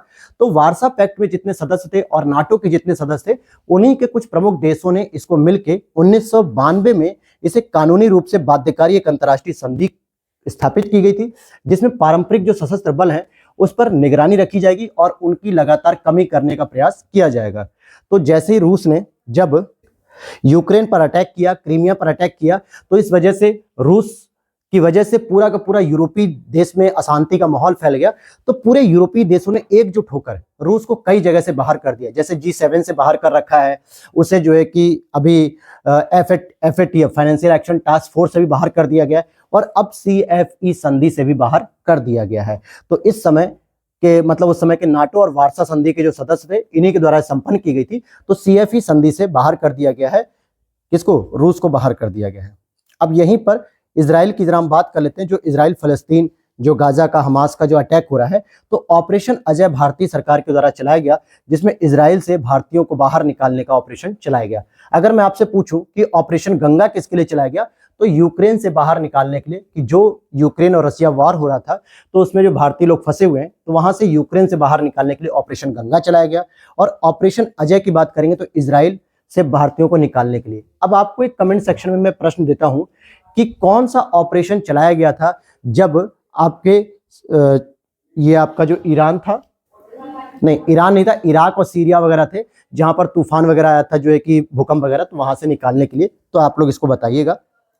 तो चलिए एक और इंपॉर्टेंट जानकारी शेयर करेंगे आपके साथ, जो कि एग्जाम के लिए इंपॉर्टेंट रहेगी, कि विश्व के स्तर पे सर्वश्रेष्ठ पर्यटन गांव की एक लिस्ट जारी की जाती है। और ये जो जारी की जाती है UNWTO, ये WTO वर्ल्ड ट्रेड ऑर्गेनाइजेशन नहीं है, बल्कि ये होता है वर्ल्ड टूरिज्म ऑर्गेनाइजेशन, संयुक्त राष्ट्र विश्व पर्यटन संगठन। तो वर्ल्ड ट्रेड ऑर्गेनाइजेशन नहीं होता है, world tourism organisation. 12th fail वाला हाल मत कीजिएगा, जैसे मनोज जी ने अपने मेंस में टूरिज्म इन इंडिया को क्या लिख दिया, टेररिज्म इन इंडिया, क्योंकि उनकी आतंकवाद वाले ऐसे पर बहुत ही पकड़ थी, या बहुत अच्छी जो है कि कमांड थी, और उन्होंने देखा कि टूरिज्म है कि टेररिज्म, और उन्होंने टेररिज्म इन इंडिया लिख दिया, जबकि लिखना क्या था, टूरिज्म इन इंडिया। तो आप लोग भी WTO को वर्ल्ड ट्रेड ऑर्गेनाइजेशन मत समझना, क्योंकि आप हमेशा वही पढ़ते आ रहे हो। तो वर्ल्ड टूरिज्म ऑर्गेनाइजेशन, तो UN के इस संस्था के द्वारा इस पहल को 2021 में लॉन्च किया गया था कि विश्व के स्तर पे हम कुछ ऐसे शहरों को, ऐसे गांवों को, ऐसे जिलों को विकसित करेंगे जहां पे पर्यटन की मांग लगातार बढ़ाई जा सकती है, पर्यटन का डिमांड बढ़ाया जा सकता है। तो वैश्विक स्तर पे अगर हम देखें तो बहुत सारे गांवों को लॉन्च किया गया, जिसमें डिटेल कवर करें कि समरकंद उज्बेकिस्तान में आयोजित एक समारोह के दौरान सर्वश्रेष्ठ पर्यटन गांव की सूची जारी की गई। और ये तीसरा संस्करण है, क्योंकि 21 में लॉन्च हुआ, 22 में लॉन्च हुआ और ये 23 वाला आया है। तो अगर हम वैश्विक स्तर पे देखें तो वैश्विक स्तर पे 54 गांवों की एक लिस्ट जारी की गई। कितने गांव थे उसमें? 54 गांव थे। उस 54 गांव में वैश्विक स्तर पे भारत का भी एक महत्वपूर्ण गांव है, जिसका नाम है धोरडो गांव। इसको भी महत्वपूर्ण जगह मिली कि यह भी विश्व के स्तर पे 2023 में सर्वश्रेष्ठ पर्यटन गांव की सूची में शामिल हुआ है। और ये गांव कहां पर है पूछा जाएगा अगर आपसे, तो आपको बताना है कच्छ के रण, यानी गुजरात के कच्छ जिले में धोरडो में वार्षिक रण उत्सव आयोजन किया जाता है। और यही आपको इंपॉर्टेंट बात याद रखनी है। तो धोरडो याद हो गया। और जब WTO यानी UNWTO जो टूरिज्म ऑर्गेनाइजेशन है, जब इसके द्वारा पहला संस्करण जारी किया गया था 2021 में, तो भी वहां पर एक गांव शामिल किया गया था भारत का, जिसे हम लोग पोचमपल्ली कहते हैं, और ये तेलंगाना में स्थित है। ये उस समय शामिल किया गया था और इसे भारत का सिल्क शहर भी कहा जाता है पोचमपल्ली में। अच्छा, इस समय की बात करें अगर हम 2023 की, तो इसने MP के मंडला जिले को UNWTO द्वारा सर्वश्रेष्ठ पर्यटन गांव अपग्रेड कार्यक्रम सूची में शामिल किया है। एक तो होता सर्वश्रेष्ठ पर्यटन गांव, जिसमें हमें धारोडो को जो है कि नाम मिला, धोरडो को, लेकिन एक और लिस्ट जारी करता है कि सर्वश्रेष्ठ पर्यटन गांव के लिए अपग्रेड करने का कार्यक्रम कौन चला रहा है, तो MP का मंडला चला रहा है। तो इसे भी इस लिस्ट में शामिल किया गया है। अब आते हैं नोबेल पुरस्कार की बात करेंगे, जो अभी 2023 में नोबेल पुरस्कार दिए गए हैं। तो 6 कैटेगरी में दिए जाते हैं, आपको पता होगा, अर्थशास्त्र में, शांति में, साहित्य में, भौतिकी में, चिकित्सा में, रसायन में। तो इनमें किन किन वैज्ञानिकों को दिया गया, इनको हम लोग कवर करेंगे।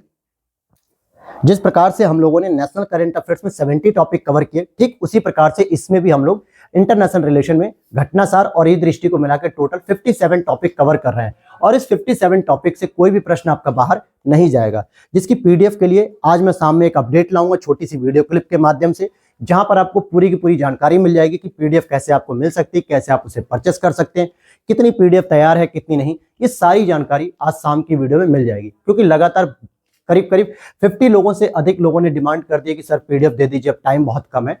मैं भी लगातार प्रयास कर रहा हूं, जिसकी वजह से यूपी स्पेशल की कल क्लास नहीं आई, 2 दिन से वर्ल्ड ज्योग्राफी की क्लास नहीं आई है, तो मैं भी कोशिश में लगा हूं कि किसी भी तरीके से अगले 1 से 2 दिन में मैं बना देता। तो मैंने लगातार मेहनत की और पूरी करंट अफेयर्स तैयार हो चुकी है, बस जो सेगमेंट बचे वो भी आज कंप्लीट कर दिए जाएंगे। तो शाम को उसकी अपडेट आ जाएगी और उसकी अपडेट के लिए आप लोग टेलीग्राम चैनल को ज्वाइन कर लेना, लिंक डिस्क्रिप्शन बॉक्स में दिया गया है, क्योंकि वहां पर उसकी अपडेट सबसे पहले मिलेगी। तो देखते हैं, इसको हम नोबेल पुरस्कार की बात करेंगे तो अर्थशास्त्र की श्रेणी में क्लाउडिया गोल्डिन को दिया गया। क्लाउडिया जो गोल्डिन है, क्लाउडिया गोल्डिन, ये एक महिला है जो कि अर्थशास्त्र में सोलो नोबेल पुरस्कार प्राप्त करने वाली तीसरी महिला है। ध्यान देना, सोलो नोबेल पुरस्कार प्राप्त करने वाली तीसरी महिला है। इससे पहले 2009 में एलिनोर ओस्ट्रम को मिला था और 2019 में एस्थर डफलो को मिला था। तो अर्थशास्त्र में नोबेल पुरस्कार पाने वाली ये तीसरी महिला है और इनकी कुछ रचनाएं हैं, जैसे 1990 में इन्होंने बुक लिखी थी क्लाउडिया गोल्डिन ने, understanding the gender gap and economic history of American women, ये एक पुस्तक थी। दूसरी 2021 में पुस्तक आई थी कैरियर एंड फैमिली, कि हम करियर को चूज करें या फैमिली को चूज करें। बहुत सारी महिलाओं के सामने प्रश्न होता है। और अगर हम बात करें कि महिला श्रम बल शीर्षक पर इन्होंने इस बार वर्क किया था, इन्होंने बताया कि कैसे यू आकार में जो है कि महिलाओं का विकास हो रहा है, कि पहले महिलाएं जो है कि कृषि के क्षेत्रों में सबसे ऊपर रहती थी, सबसे अधिक काम करती थी, फिर धीरे धीरे जो है कि वो घरेलू काम में व्यस्त हुई, अब सर्विस सेक्टर में सबसे अधिक महिलाएं बढ़ती जा रही हैं। बहुत सारे कॉर्पोरेशन सेक्टर में, रिसेप्शन सेंटर पे, सर्विस सेक्टर में महिलाओं की भागीदारी बढ़ती जा रही है। तो महिला की श्रम बल की जो भागीदारी है, इस शीर्षक पर ही ध्यान में रख के इनको नोबेल प्राइज दिया गया, जिसके लिए मैंने विजन आईएएस की मंथली मैगजीन में पूरा डिटेल से इस चीज को कवर किया था, तो आप वहां पर देख सकते हैं। सेकंड कैटेगरी आती है आपकी शांति की। तो ओस्लो नॉर्वे स्थित नॉर्वेजियन नोबेल कमेटी के द्वारा यह पुरस्कार ईरानी महिला को दिया गया शांति के लिए, जिनका नाम क्या है, नरगिस मोहम्मदी को दिया गया। और ये दूसरी ईरानी महिला होंगी जिन्हें शांति का नोबेल पुरस्कार दिया गया, क्योंकि इससे पहले 2003 में शिरीन अबादी को दिया गया था, शिरीन अबादी को। तो ये महिला के स्तर पे दूसरी ईरानी महिला जिन्हें शांति का ही नोबेल पुरस्कार दिया गया। इससे पहले शिरीन अबादी को भी दिया जा चुका है। आगे देखते हैं और कोई कैटेगरी की बात करेंगे। अच्छा, इनकी बात मैं अगर करूं, जो नरगिस मोहम्मदी की मैं बात कर रहा था, तो ये एक महिला कार्यकर्ता है, महिलाओं के उत्पीड़न और शोषण को कम करने के लिए जो मानवाधिकारों की बात करती हैं। तो कुल मिला के महिलाओं के सशक्तिकरण से संबंधित हैं और इस श्रेणी में ही इनको ये शांति का नोबेल प्राइज दिया गया। साहित्य की बात करेंगे तो स्वीडिश एकेडमी के द्वारा नॉर्वे के ही साहित्यिक लेखक हैं जॉन ओलाव फासे, इनको ये साहित्य का नोबेल प्राइज दिया गया। और जिस शैली में ये उपन्यास लिखते हैं उसको नॉर्वे में कहा था फासे मिनिमलिज्म। फासे मिनिमलिज्म मतलब इनका अपना एक अलग शैली होगी उपन्यास लिखने की, क्योंकि हर व्यक्ति की अपनी एक शैली होती है उपन्यास लिखने की, कि किस तरीके से वो लिख रहा है, डायलॉग फॉर्म में लिख रहा है या कैरेक्टर फॉर्म में लिख रहा है या ड्रामेटिक फॉर्म में लिख रहा है। तो ये अलग अलग शैली है, तो इनकी शैली को फासे मिनिमलिज्म कहा जाता है। अगला बात करेंगे रसायन की। रसायन की बात करें तो संयुक्त रूप से 3 वैज्ञानिकों को ये दिया गया रसायन के क्षेत्र में, मोगा बावेंडी। अब इसे मौगी बावेंडी की जगह आप मैगी भी कर सकते हो, भाई नाम बिगाड़ सकते हो, मैगी से याद हो सकता है, जिससे भी आपको याद रहे। दूसरे हैं लुइस ब्रुस या लुइस ब्रस कह दीजिए। तीसरे हैं एलेक्सी एक्कीमोव। तो ये 3 व्यक्ति हैं जिनको संयुक्त रूप से रसायन का दिया गया। क्यों दिया गया, कौन सी ऐसी इन्होंने खोज की, तो क्वांटम डॉट्स की इन्होंने खोज की है। क्वांटम डॉट्स की खोज की। क्वांटम डॉट क्या होते हैं, तो ये नैनोमीटर के आकार के अर्धचालक क्रिस्टल होते हैं और जिसके आकार के आधार पर इनके अलग अलग रंग होते हैं। वर्तमान में इसका प्रयोग की अगर हम बात करें तो QLED तकनीक पर आधारित computer monitor, TV screen, LED lamp में इसका प्रयोग किया जाता है। तो क्वांटम डॉट्स की खोज के लिए मिला। फिजिक्स की बात करेंगे तो फिजिक्स में भी संयुक्त रूप से मिला है पियरे एगोस्टिनी को, फेरेंक क्राउज को और एनी एल व्हीलियर को मिला है। और इन्हें क्यों मिला, एटो सेकेंड पल्स की खोज के लिए। एटो सेकेंड क्या होता है, जिसमें इलेक्ट्रॉन की गति को मापा जाता है, जो आपके किसी भी परमाणु या अणु के चारों तरफ जो इलेक्ट्रॉन घूमते हैं नेगेटिव रूप में, इसकी बहुत तेज गति होती है, जिसको एटो सेकेंड पल्स में ही मापा जाता है। और एक एटो सेकेंड की वैल्यू होती है 10 की पावर -18 सेकेंड, 10 की पावर -18 सेकेंड। आगे देखते हैं हम लोग चिकित्सा के क्षेत्र में किसको मिला है दोस्तों। तो चिकित्सा के क्षेत्र में भी संयुक्त रूप से 2 वैज्ञानिकों को मिला है। तो किसको किसको मिला है, कैटालिन कारिको को और ड्रू विस्वेन को। ड्रू विस्मैन को मिला है। और इन्हें किस खोज के लिए मिला है? तो न्यूक्लियोसाइड बेस मॉडिफिकेशन की खोज हेतु। जैसे हमारे जो आरएनए और डीएनए में जो न्यूक्लियो बेस होते हैं ना, नाइट्रोजनी बेस, जिसको हम लोग ATACG बोलते हैं, जो है कि तो एडेनिन, ग्वानिन, थायमिन, ये सब होते हैं। तो इसी को हम लोग जो डीएनए और आरएनए में पाया था न्यूक्लियो बेस, तो इसके मॉडिफिकेशन से रिलेटेड इनको खोज के लिए मिला, क्योंकि कोविड-19 के टीकाकरण के दौरान mRNA आधारित जो वैक्सीन के लिए जो मॉडिफिकेशन करना था वो इनके द्वारा बहुत बेहतर तरीके से किया गया, तो इसके लिए इन्हें खोज करने पर दिया गया है नोबेल प्राइज। अब आ जाते हैं हम अगला, यूएनओ का जो 78 सत्र भी आयोजित हुआ, क्योंकि आपको पता होना चाहिए कि यूएनओ का प्रत्येक वर्ष एक सेशन होता है जिसमें जितने भी सदस्य देश होते हैं उनके प्रमुख या उनके प्रतिनिधित्व वहां आके बैठते हैं और वैश्विक स्तर पर चर्चा करते हैं, सारे मुद्दों पर चर्चा करते हैं। लेकिन ये प्रत्येक वर्ष सितंबर माह में आयोजित होती है। तो प्रत्येक वर्ष जब सितंबर माह में आयोजित होती है, तो सितंबर 2023 में जब ये आयोजित की गई, तो यहां से सस्टेनेबल डेवलपमेंट गोल शिखर सम्मेलन का आयोजन किया गया। भारत की तरफ से विदेश मंत्री एस जयशंकर जी ने भारत का प्रतिनिधित्व किया। 78 सत्र के जो अध्यक्ष थे वो थे डेनिस फ्रांसिस, जो कि त्रिनिदाद टोबैगो, जो आपको देखोगे प्रशांत अटलांटिक महासागर में जो आइलैंड से छोटे छोटे जो क्यूबा वगैरह के आसपास जो है, तो वहां पर ही ये वहां के ही प्रेसिडेंट हैं। तो डेनिस फ्रांसिस, वहां से इन्होंने अध्यक्षता की थी। और इससे पहले जब 77 सत्र हुआ था पिछली वर्ष सितंबर 2022 में, तो कसाबा कोरोसी, जो कि हंगरी के थे, इनके द्वारा अध्यक्षता की गई थी। इतनी बात क्लियर। अब आगे चलते हैं I2U2। I2U2 की बात करेंगे तो इसमें 2 I और 2 U होते हैं। इट मीन्स कि इंडिया, इजराइल, ये हो गया I2, और U2 का मतलब UAE और USA, अमेरिका और कौन? दुबई सफिक चच्चा के लग गए, ठीक है।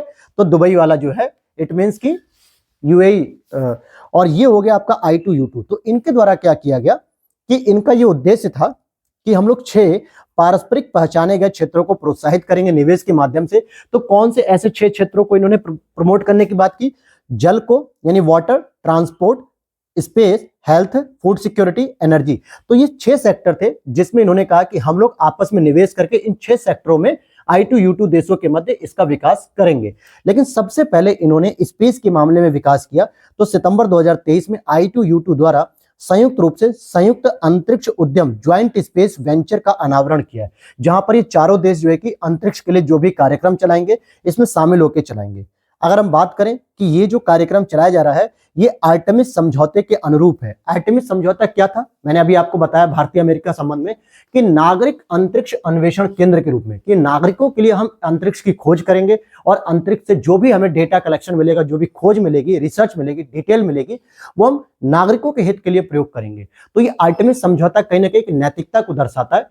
तो इस बार भी ये इन्होंने जो space venture, joint space venture का जो अनावरण किया वो आर्टेमिस सिद्धांतों के अनुरूप ही काम करेगी। अब चलते हैं कुछ और रैंकिंग और इंडेक्स के बारे में बात करेंगे। जैसे कि अब यहां पर देखिए सबसे अधिक आपको रटना होता है भारत की रैंकिंग और जारीकर्ता, बस यही रटने होते हैं। 5 से 6 रैंकिंग है, इसको हम लोग कवर करेंगे। हालांकि कुछ इकोनॉमिक्स में कवर होंगी जो इकोनॉमिक्स से रिलेटेड होंगी, कुछ नेशनल लेवल पर थी तो मैंने नेशनल की क्लास में कवर की, 1-2 रैंकिंग मैंने कल की इंटरनेशनल रिलेशन क्लास में कवर किया है। तो विश्व प्रतिभा रैंकिंग की बात करें 2023 की, तो इसको वर्ल्ड टैलेंट रैंकिंग भी कहते हैं। इसका प्रकाशन IMD के द्वारा किया था, इंस्टीट्यूट ऑफ मैनेजमेंट, ठीक है, इंस्टीट्यूट फॉर मैनेजमेंट डेवलपमेंट द्वारा, जिसमें रैंक 1 आई है आपकी स्विट्जरलैंड की और रैंक 2 आई है लग्जमबर्ग की। लेकिन अगर हम बात करें रैंक 3 या रैंक 4 या जो भी इंडिया की रैंकिंग, तो इंडिया की रैंकिंग है दोस्तों 56 2023 में, जो कि गिरावट दर्ज करती है क्योंकि 2022 में रैंक 52 थी। और पूरे एशिया प्रशांत क्षेत्रों की अगर हम बात करें जिसमें 14 देश आते हैं, तो उसमें भारत की रैंकिंग 12 है। अब चलते हैं सर्वश्रेष्ठ देशों की रैंकिंग की बात करेंगे कि दुनिया के सर्वश्रेष्ठ देश कौन है। तो रैंक 1 आती है आपकी स्विट्जरलैंड की, रैंक 2 कनाडा की, और भारत 30वें नंबर पे आता है, दुनिया के 30वें नंबर पर आता है, जो कि सर्वश्रेष्ठ देशों की श्रेणी में आता है। यहीं पर हम विश्व की सबसे बड़ी अर्थव्यवस्था रैंकिंग 2024 की बात कर लेते हैं कि भारत की सबसे बड़ी अर्थव्यवस्था होने का दर्जा कौन सा है। तो रैंक 1 यूएसए है, यानी कि यूएसए सबसे बड़ी अर्थव्यवस्था है। दूसरे नंबर पे चीन, तीसरे पे जर्मनी, चौथे पे जापान और 5वें नंबर पर है भारत, क्योंकि भारत ने इंग्लैंड को पछाड़ते हुए रैंक 5 को हासिल किया, जो कि टॉप मोस्ट 5 इकोनॉमी में आती है। तो 5वीं बड़ी अर्थव्यवस्था भारत बन चुकी है। और अगर हम वृद्धि की बात करें, वार्षिक स्तर पे जो जीडीपी वृद्धि ग्रोथ रेट है, इन 5 देशों में या बाकी सभी देशों में सबसे अधिक भारतीय अर्थव्यवस्था की ग्रोथ रेट रही है 5.9%, 5.9%। ये पिछले वर्ष से कंपैरिजन करके बताया जा रहा है। हालांकि वैश्विक स्तर पे भारतीय जो अर्थव्यवस्था वो 5वें नंबर की अर्थव्यवस्था बन चुकी है। पहले नंबर पे यूएसए, दूसरे पे चाइना, तीसरे पे जर्मनी, चौथे पे जापान और 5th नंबर पे आपके भारत आती है। लेकिन अगर हम ग्रोथ की बात करें कि पिछले एक वर्ष में सबसे अधिक किस इकोनॉमी में ग्रोथ हुआ, तो भारतीय अर्थव्यवस्था में हुआ। कितना हुआ? 5.9%। तो ये आंकड़े बहुत इंपॉर्टेंट है। इकोनॉमी के प्रश्न ऐसे ही आरओ में पूछे जाते हैं। पीवाईक्यू सीरीज में आप देख सकते हो लेटेस्ट आंकड़ों को पूछा जाता है। अब बात करेंगे हम अक्टूबर 2023, अगस्त 2023 में अमेरिकी राज्य जॉर्जिया के द्वारा अक्टूबर माह को हिंदू विरासत माह घोषित किया गया। बस इतना ही पूछा जा सकता है कि हाल ही में किस देश के द्वारा हिंदू विरासत माह घोषित किया गया है, अमेरिका के द्वारा, या किस महीने को घोषित किया गया, तो अक्टूबर माह को किया गया। अब आ जाते हैं ग्लोबल पीस इंडेक्स की बात करेंगे। जीपीआई जिसको हम लोग कहते हैं ग्लोबल पीस इंडेक्स, इसको ऑस्ट्रेलिया में स्थित institute for economics and peace द्वारा प्रतिवर्ष जारी किया जाता है, जिसको आईईपी बोलते हैं, आईईपी बोलते हैं। तो ग्लोबल पीस इंडेक्स को कौन जारी करता है? ऑस्ट्रेलिया में स्थित जो इंस्टीट्यूट है, institute for economics and peace द्वारा जारी किया जाता है। जून 2023 में जब जारी किया गया तो ये 17वां संस्करण था। यूरोप की बात करेंगे तो ये विश्व का सर्वाधिक शांतिमय क्षेत्र है, यानी यूरोप में जितने भी देश आते हैं आपके 30-35 देश, वो सारे के सारे शांतिपूर्ण स्थापना करते हैं, शांतिपूर्ण क्षेत्र माने जाते हैं यूरोप को। और सबसे अशांत क्षेत्र की बात करेंगे तो उसमें आपका आ जाता है मध्य पूर्व एवं उत्तरी अफ्रीका। विश्व का सर्वाधिक अशांत क्षेत्र है जो मध्य पूर्व और उत्तरी अफ्रीका है, जो कि खाद्य संकट को लेकर जूझ रहा है, हेल्थ को लेकर जूझ रहा है, भोजन को लेकर जूझ रहा है, शिक्षा को लेकर, पानी को लेकर, तमाम जो है कि, और साथ ही साथ 0 डिग्री के निकट होने की वजह से गर्मी, ग्लोबल वार्मिंग, हीटिंग, ये सभी समस्याओं से जूझ रहा है। इसलिए सबसे अशांतिक क्षेत्र है, अशांत रहने वाला क्षेत्र माना गया है। अब इसमें अगर बात करें रैंक 1 की तो आइसलैंड आएगा। भारत की बात करें तो 126 है। अगर हम बात करें रैंक 17 तो भूटान। आपको पता है कि वर्ल्ड हैप्पीनेस इंडेक्स भी भूटान के द्वारा ही जारी की गई थी, जिसको हम लोग विश्व खुशहाली रैंकिंग कहते हैं। तो भूटान 17 नंबर पे है, जो कि दक्षिण एशिया का सर्वाधिक शांतिपूर्ण देश है। सोचिए, भूटान में कोई भी चेचे पोपो नहीं है, शांतिपूर्ण जीवन जी रहे हैं लोग, बहुत पीसफुल रहते हैं, पीसफुल माइंड के साथ, क्रिएटिव माइंड के साथ रहते हैं। तो भूटान आपका दक्षिण एशिया का सर्वाधिक शांतिपूर्ण देश है, क्योंकि सबसे अधिक अच्छी रैंकिंग इसी को मिली है दक्षिण एशिया से। और अंतिम रैंकिंग जो मिली है 163 अफगानिस्तान को, क्योंकि यहाँ पे जब से तालिबान आया है तब से यहाँ पे बहुत ही अशांति स्थापित हो गई है।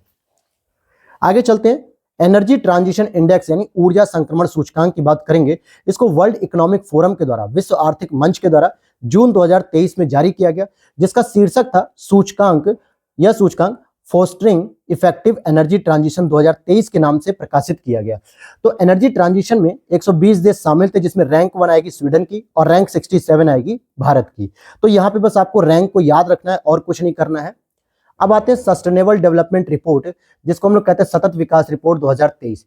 इसको जारी कौन करता है दोस्तों? तो UNSDSN जारी करता है। मतलब जून 2023 में संयुक्त राष्ट्र सतत विकास समाधान नेटवर्क, इट मीन्स कि UN sustainable development solution network के द्वारा इसे जारी किया जाता है। और इसमें 2015 में इसको एक इंफॉर्मेशन दें कि यूएन सदस्य देशों के द्वारा 17 सस्टेनेबल डेवलपमेंट गोल और 169 उपलक्ष्य निर्धारित किए गए थे, जिसका टारगेट ईयर है 2030 तक। तो UNSDSN के द्वारा ये रिपोर्ट जारी की गई है, और जिसकी थीम क्या थी? इम्प्लीमेंटिंग द SDG, मतलब कि सस्टेनेबल डेवलपमेंट गोल को अचीव करने के लिए अभी भी आपके पास 7 साल है। उसको अगर अभी से हम इम्प्लीमेंट करेंगे तो कहीं ना कहीं 2030 तक हम काफी अच्छी मात्रा में इसको प्राप्त कर सकते हैं। तो टोटल 166 देश शामिल किए गए थे, जिसमें रैंक 1 दी गई थी फिनलैंड को और रैंक 112 दी गई थी भारत को। तो भारत की रैंकिंग कितनी है सस्टेनेबल डेवलपमेंट गोल में? वैश्विक स्तर पे 112 है। अब यहाँ पे आती है ग्लोबल जेंडर गैप रिपोर्ट, यानी कि वैश्विक लैंगिक अंतराल रिपोर्ट की बात करेंगे 2023 की। तो 2006 से वर्ल्ड इकोनॉमिक फोरम के द्वारा जारी की जा रही है। जून 2023 में इसकी 17वीं रिपोर्ट जारी की गई। इसमें 4 मापदंड को शामिल किया जाता है। ध्यान देना, लैंगिक अंतराल की बात कर रहा हूं, तो लैंगिक अंतराल का मतलब होता है पुरुष और महिलाओं के काम में या किसी भी चीज में कितनी अंतर की कमी आ रही है, मतलब अब कितनी अधिक मात्रा में हम समानता की ओर बढ़ रहे हैं। तो पहले मापदंड होना चाहिए कि आर्थिक भागीदारी और अवसर कितना है महिलाओं का, पुरुषों का किसी क्षेत्र में। शिक्षा की प्राप्ति का लेवल कितना है। आज भी हम देखेंगे भारत के कई गाँव में महिलाएं केवल इंटर पास करती हैं, 12th पास, और उनके बाद उनकी शादी कर दी जाती है। कुछ शहरों में जो है कि हाई क्लास शहर, मेट्रो सिटीज में महिलाएं मास्टर डिग्री तक, रिसर्च, PhD, डॉक्टरेट तक कंप्लीट करती हैं और फिर एक अच्छी जॉब भी करती हैं। तो हमारे यहाँ शिक्षा की स्थिति अभी भी खराब है, जबकि वही गांव में उसी लड़की का भाई इंटर के बाद BA करेगा, MA करेगा, फिर कोई नौकरी ढूंढेगा। तो हायर एजुकेशन अभी भी लड़कियों को नहीं मिल रही है। स्वास्थ्य और उत्तरजीविता की बात करें तो हेल्थ को लेकर भी बहुत सारे प्रॉब्लम्स, कॉम्प्लिकेशन है और राजनीतिक सशक्तिकरण अभी भी भारत में बहुत कम है। हालांकि वैश्विक स्तर की बात हो रही है तो वैश्विक स्तर पर भी कई ऐसे देश हैं जहां पे पहली बार इतिहास बनता है कि कोई महिला राष्ट्रपति बनी। हम भारत में ही देखें तो पहली महिला राष्ट्रपति का नाम बताइए, प्रतिभा देवी सिंह पाटिल। कब बनी? अभी मुश्किल से 15 साल पहले बनी है। तो देखिए भारत 70 साल से आजाद है, 50-60 साल के बाद पहली महिला राष्ट्रपति बनती है। इससे पहले किसी महिला राष्ट्रपति बनाई नहीं गई। इंदिरा गांधी पहली प्रधानमंत्री बनी। तो इस तरीके के जब ऐतिहासिक क्षण होते हैं तो बहुत उसको हाइप क्रिएट किया जाता है। पॉलिटिकल जो पार्टिसिपेशन है उसमें देखोगे तो मोदी जी के द्वारा सितंबर 2023 में पहली बार महिलाओं को 33% आरक्षण देने की बात की गई मोदी सरकार के द्वारा। तो इससे पहले लोकसभा, राज्य विधानसभा में आती थी महिलाएं, लेकिन उनको रिजर्वेशन नहीं था। सीट जीत गई तो ठीक, नहीं जीती तो बाहर, रिजर्वेशन नहीं था। तो इस पे भी देखिए कितना हाइप क्रिएट किया गया। तो ये सारे पॉइंट होते हैं जहां पर देखा जाता है कि लैंगिक अंतराल कितना है। तो इस बार 146 देशों का अध्ययन शामिल किया गया, जिसमें रैंक 1 दी गई थी आइसलैंड को, रैंक 2 नॉर्वे को और भारत को दी गई रैंक 127। 146 देशों में 127 रैंक मिली है। अब चलते हैं विश्व प्रतिस्पर्धात्मक रैंकिंग, जिसको हम कॉम्पिटिटिव इंडेक्स कहते हैं। इसको भी IMD के द्वारा जारी किया था, इंटरनेशनल मैनेजमेंट डेवलपमेंट यानी institute of international management development. 64 अर्थव्यवस्थाओं का इसमें सर्वेक्षण किया गया। रैंक 1 दी गई डेनमार्क को, रैंक 40 दी गई भारत को और एशियाई प्रशांत क्षेत्रों में इसकी रैंक 12 है। ऑपरेशन करुणा की बात करेंगे तो भारत द्वारा म्यांमार में आपदा राहत के लिए शुरू किया गया था और इसके तहत भारतीय नौसेना के 3 पोत शामिल थे, INS शिवालिक, INS कामोर्ता और INS सावित्री। और अभी हमने ऑपरेशन करुणा से पहले एक और ऑपरेशन पढ़ा था इजराइल से भारतीयों को निकालने के लिए, जब इजराइल और हमास का संकट हो रहा था। तो अभी जस्ट 10 मिनट पहले पढ़ा है। तो कमेंट सेक्शन पे आप बिना वीडियो पीछे किए अभी बताइएगा अगर आपने ढंग से सुना होगा तो। आगे चलते हैं, विश्व प्रेस स्वतंत्रता सूचकांक की बात करेंगे। तो क्या है विश्व प्रेस स्वतंत्रता सूचकांक? फ्रांसीसी NGO रिपोर्टर्स विदाउट बॉर्डर, जो कि फ्रांसीसी NGO है, रिपोर्टर्स विदाउट बॉर्डर द्वारा प्रकाशित किया जाता है। मई 2023 में इसका 21वां संस्करण आया, जिसमें रैंक 1 दी गई नॉर्वे को, लेकिन रैंक 161 दी गई है भारत को, जो कि गिरावट की स्थिति को दिखाती है, क्योंकि रैंक 150 हमारी बेहतर थी 2022 में ही। अब तो इससे भी ज्यादा बुरी स्थिति हो गई है कि भारत में प्रेस स्वतंत्रता के नाम पे 0 होता जा रहा है, क्योंकि भारत में बहुत सारी मीडिया का आज कैरेक्टर आप लोग देख रहे हैं, बताने की आवश्यकता नहीं है। मीडिया क्या कर रहा है, क्या नहीं कर रहा है, कितने लोग जो है कि सही बातों को रख रहे हैं तो कितने लोगों की हत्या हो जा रही है, बहुत सारे लोगों की। तो इस वजह से भारत की रैंकिंग में ये गिरावट हो रही है, जो कि भारत के लिए एक क्या कह सकते हैं कि शर्मिंदगी की बात होनी चाहिए कि लगातार इस चीज में सुधार होना चाहिए, लेकिन हम लगातार गिरावट की ओर जा रहे हैं, पतन की ओर जा रहे हैं। विश्व प्रसन्नता रिपोर्ट की बात करेंगे, वर्ल्ड हैप्पीनेस इंडेक्स, जिसको भूटान के द्वारा जो है कि दिया गया था। वर्ल्ड हैप्पीनेस इंडेक्स की बात करें तो UNSDSN, जो कि हमने पहले ही बता दिया, United nation sustainable development solution network, इसके द्वारा 2012 से प्रतिवर्ष जारी किया रहा है। मार्च 2023 को इसको जब जारी किया गया तो 137 देशों की रैंकिंग इसमें शामिल की गई। तो सबसे खुशहाल देश है आपका फिनलैंड। कौन है सबसे खुशहाल देश? फिनलैंड है। 126 नंबर पे हमारा भारत आता है, यानी हमारे भारत में खुशी नहीं है, बहुत कम लोग खुश रहते हैं, बहुत दुखी हैं। लेकिन मैं मानता हूं कि भारत में बहुत मौज मस्ती वाले लोग हैं, एकदम भोले की याद में, भगवान श्री राम की याद में डूबे हुए मग्न हैं, वो खुश हैं दोस्तों। ऐसी बात नहीं, ये रैंकिंग में मैं बिल्कुल सही नहीं मानता इस रैंक को। और 137 की बात करें तो अफगानिस्तान सबसे खुशहाल नहीं, सबसे ही अखुशहाल, मतलब परेशान देश है। अब चलते हैं जरा लद्दाख और मयूरभंज की बात करेंगे। तो टाइम पत्रिका के द्वारा, अभी हमने बताया था टाइम पत्रिका के, जो कि एक अमेरिकी गायिका थी स्विफ्ट के नाम से, टेलर स्विफ्ट थी ऐसे करके, तो वो पहली मतलब महिला बनती है जो टाइम पत्रिका मैगजीन में सर्वश्रेष्ठ बनी जाती है, पर्सन ऑफ द ईयर। लेकिन उसी तरीके से टाइम पत्रिका क्या करती है, 50 महानतम स्थानों की एक लिस्ट जारी करती है प्रत्येक वर्ष। तो इस बार 2023 में भारत की तरफ से लद्दाख और मयूरभंज इस 50 महानतम स्थानों में जगह बना पाते हैं टाइम पत्रिका के मैगजीन में। लद्दाख, मयूरभंज में जो सिमलीपाल राष्ट्रीय उद्यान है, यहाँ पर काले बाघ देखने को मिलते हैं, ब्लैक टाइगर, जो कि कहीं और नहीं देखने को मिलते हैं भारत में। और लद्दाख में बात करेंगे तो भारत का पहला डार्क स्काई अभ्यारण्य स्थापित किया रहा है, जो कि चांगथांग वन्यजीव अभ्यारण्य के अंतर्गत ही स्थापित किया जा रहा है लद्दाख में। तो ये दोनों बातें यहां से रिलेटेड थी। आगे देख लेते हैं अब हम सिप्री की रिपोर्ट देखते हैं। सिप्री का मतलब क्या होता है कि Stockholm international peace research institute, जो कि हथियारों के आयात और निर्यात से संबंधित रिपोर्ट जारी करती है कि वैश्विक स्तर पे कौन से देश ने सबसे अधिक हथियारों को निर्यात किया और कौन से देश ने सबसे अधिक हथियारों को खरीदा। तो मार्च 2023 में ये जो सिप्री की रिपोर्ट आई थी, ये पिछले 4 वर्षों के आंकड़े को प्रदर्शित करती है 2018 से 22 के अंतर्गत। तो यहां पर देखते हैं कि किस देश के द्वारा हथियार बेचे गए, खरीदे गए, ये सारी की सारी रिपोर्ट सिप्री जारी करती है। तो इस दौरान बताया जा रहा है कि दुनिया के सबसे अधिक निर्यातक देश, तो यूएसए ने सबसे अधिक हथियार को निर्यात किया है, रूस ने दूसरे नंबर पे और तीसरे नंबर पे फ्रांस ने निर्यात किया है। लेकिन खरीदने वाले देश कौन से थे 2018 से 22 के दौरान? तो आप देखोगे कि भारत जो है कि नंबर 1 पे आता है पूरी दुनिया में, कि भारत ने सबसे अधिक हथियार खरीदे, दूसरे नंबर पे सऊदी अरब और तीसरे नंबर पे कतर होता है। अगर 2018 से 22 के दौरान अगर हम देखें कि भारत को सबसे अधिक हथियारों की आपूर्ति किसने की है, तो रूस ने की है। लगभग 45% जो है कि भारत से हथियार, मतलब भारत को हथियार आए हैं रूस से। अब चलते हैं 95 ऑस्कर अवार्ड की बात करें, तो इसमें बस इंपॉर्टेंट मैंने जो फैक्ट कवर किए हैं वो भारत से संबंधित है, क्योंकि अभी फरवरी या मार्च में फिर से ऑस्कर अवार्ड की घोषणा होने वाली है। तो ये करंट कुछ ज्यादा ही पीछे चला गया है, ज्यादा पुराना हो गया है, लेकिन जो इंपॉर्टेंट है भारत से रिलेटेड उस चीज को मैंने जरूर कवर कर दिया कि ताकि अगर वो प्रश्न आ जाए तो गलत नहीं होना चाहिए। तो ऑस्कर अवार्ड की बात करेंगे 2023, इसे हम लोग एकेडमी अवार्ड्स भी कहते हैं। मार्च 2023 में लॉस एंजलिस से इसे आयोजित किया गया था। सर्वश्रेष्ठ डॉक्यूमेंट्री शॉर्ट फिल्म का अवार्ड भारत के खाते में आया, जो कि एक एलिफेंट विस्पर करके एक शॉर्ट डॉक्यूमेंट्री फिल्म है जो नेटफ्लिक्स पर मिलेगी। अब तो हालांकि कई जगह मिल जाएगी, किसी भी प्लेटफॉर्म पे आप देख सकते हैं। इसमें हाथियों की कहानी होती है और हाथियों से संबंधित एक परिवार है, गरीब परिवार, जिसको खुद के खाने के लिए भोजन नहीं है, लेकिन फिर भी वो उन हाथियों का पालन पोषण बहुत अच्छे से करते हैं। 2 हाथी होते हैं। इवन कि जब ये अवार्ड मिला था तो मोदी जी भी उससे, जो वास्तविक फैमिली थी जो रियल में उस हाथियों का पालन कर रही थी, उनसे जाके मिलती है, उनको काफी सुविधाओं के लिए जो घोषणा करती है, क्योंकि भारत के लिए ऑस्कर अवार्ड पा लेना बहुत बड़ी बात होती है। तो इस शॉर्ट डॉक्यूमेंट्री फिल्म के रूप में एलिफेंट विस्पर को मिला था, जिसके निर्देशक थे कार्तिकी गोंसाल्वेस। दूसरा, सर्वश्रेष्ठ संगीत का एक ऑस्कर अवार्ड मिला भारत को, जो कि आपने जूनियर एनटीआर और रामाचरण, जो रामचरण जी हैं, उनकी मूवी आई थी RRR, RRR। तो उस मूवी में नाटू नाटू एक सॉन्ग था, बहुत ही फेमस सॉन्ग था, जिसमें बहुत अच्छा डांस कॉम्बिनेशन किया था इन लोगों ने।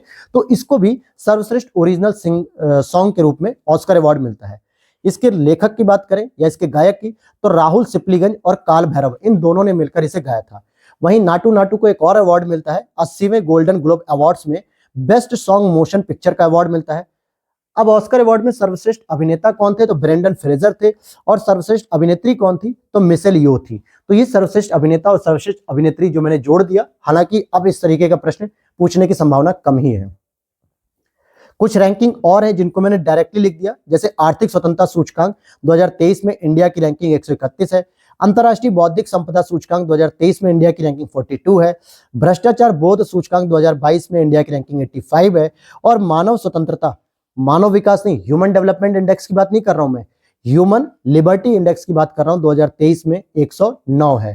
क्योंकि ह्यूमन डेवलपमेंट इंडेक्स जो आएगा अभी आगे मैं बताऊंगा, उसमें 131 रैंकिंग है भारत की, न कि 109। ये मानव स्वतंत्रता सूचकांक की मैं बात कर रहा हूं।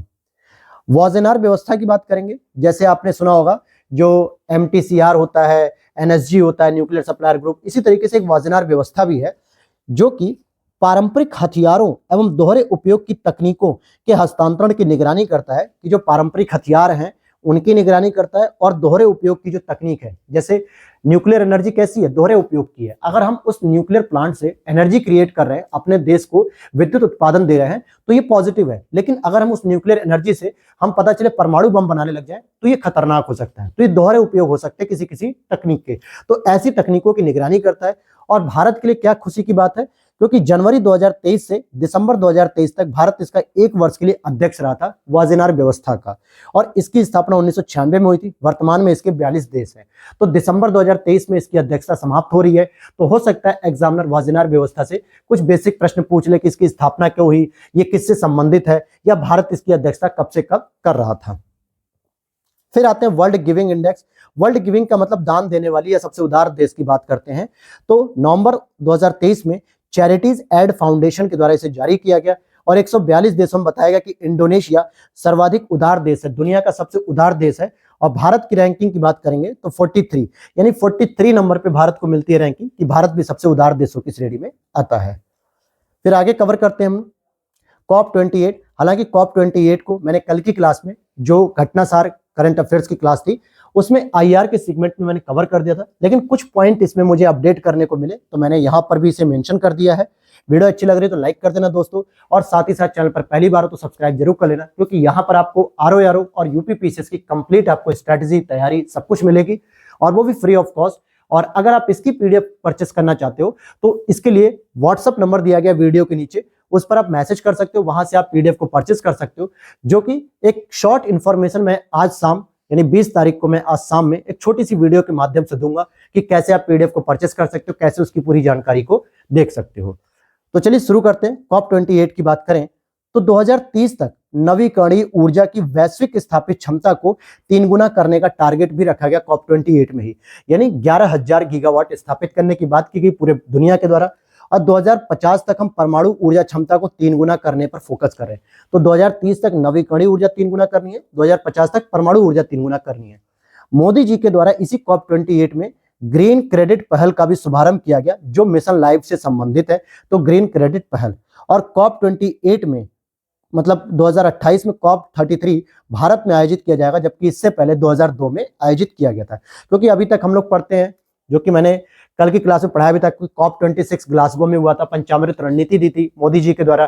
फिर COP27 मिस्र में हुआ, COP28 यूएई में इस बार हुआ, COP29 आपका ब्राजील में होगा।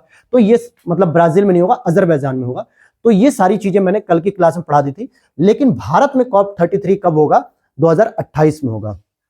और यहीं पर यूनिसेफ और भारत के संयुक्त पहल से ग्रीन राइजिंग पहल का भी शुभारंभ किया गया है। COP28 में विश्व के सबसे बड़े एकल साइट सौर ऊर्जा संयंत्र को भी शुरू किया गया है। विश्व के सबसे बड़े एकल साइट सौर ऊर्जा संयंत्र, जिसका नाम रखा गया Al Dhafra solar photovoltaic independent power project का उद्घाटन किया गया। और अल धाफरा नाम से ही आपको समझ में आ रहा होगा कि ये यूएई से संबंधित है, क्योंकि COP28 यूएई में हो रहा है, तो यहीं पे इसका उद्घाटन किया गया, जो विश्व की सोलर एनर्जी से संबंधित सबसे बड़ा प्लांट है, मोनोसाइट यानी एकल साइट से संबंधित है। मिनीमाता अभिशमय की बात कर लेते हैं जरा हम। तो मिनीमाता क्या होता है? पारे से संबंधित होता है, क्योंकि पारे के प्रदूषण को रोकने के लिए मिनीमाता कन्वेंशन किया जाता है। तो COP5 की बात करें, ये अभी कुछ ही समय पहले शुरू हुआ है। तो COP5 का आयोजन नवंबर 2023 में जिनेवा स्विट्जरलैंड में आयोजित किया गया, और इसे यूनेप के तत्वाधान में शुरू किया था। जैसे COP28 जलवायु परिवर्तन से संबंधित है, तो जिसको UNFCCC के द्वारा लॉन्च किया था, UNFCCC के द्वारा इसे ऑर्गेनाइज किया था। इसी तरीके से जो पारे का मिनीमाता अभिशमय है, इसको यूनेप के द्वारा शुरू किया था, यूनाइटेड नेशन एनवायरमेंटल प्रोग्राम, इसके तत्वाधान में शुरू किया था। और यूनेप के मुख्यालय की बात करें तो यूनेप 1972 में स्टैब्लिश किया गया, और इसका मुख्यालय नैरोबी, केन्या की राजधानी नैरोबी यानी अफ्रीकी देश में ये स्टैब्लिश है।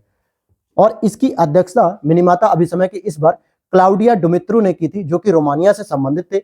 और 29 अक्टूबर को मिनीमाता फिल्म का प्रदर्शन भी किया गया। एक मिनीमाता नाम से एक फिल्म बनाई गई थी, शॉर्ट फिल्म, जिसमें ये दिखाया गया कि पारे का जो है कि कितना प्रदूषण फैल रहा है, पारे से क्या क्या नुकसान हो रहा है, और कहां कहां से इसका प्रोडक्शन हो रहा है। तो हम कौन कौन सी ऐसी तकनीक प्रयोग कर सकते हैं जिससे हम मिनीमाता जैसी जो पारे की जो प्रदूषण है उसको कम कर सकेंगे। और अगला जो है COP6 मिनीमाता से संबंधित कहां पर आयोजित होगा? तो COP6 का आयोजन चिली में किया जाएगा, जिसकी अध्यक्षता ओस्वाल्डो पैट्रिसियो अल्वारेज पेरेज के द्वारा की जाएगी। और भारत ने भी मिनीमाता अभिसमय का रेटिफिकेशन यानी अनुसमर्थन 2018 में ही दे दिया था। भारत भी इसमें शामिल हो गया था।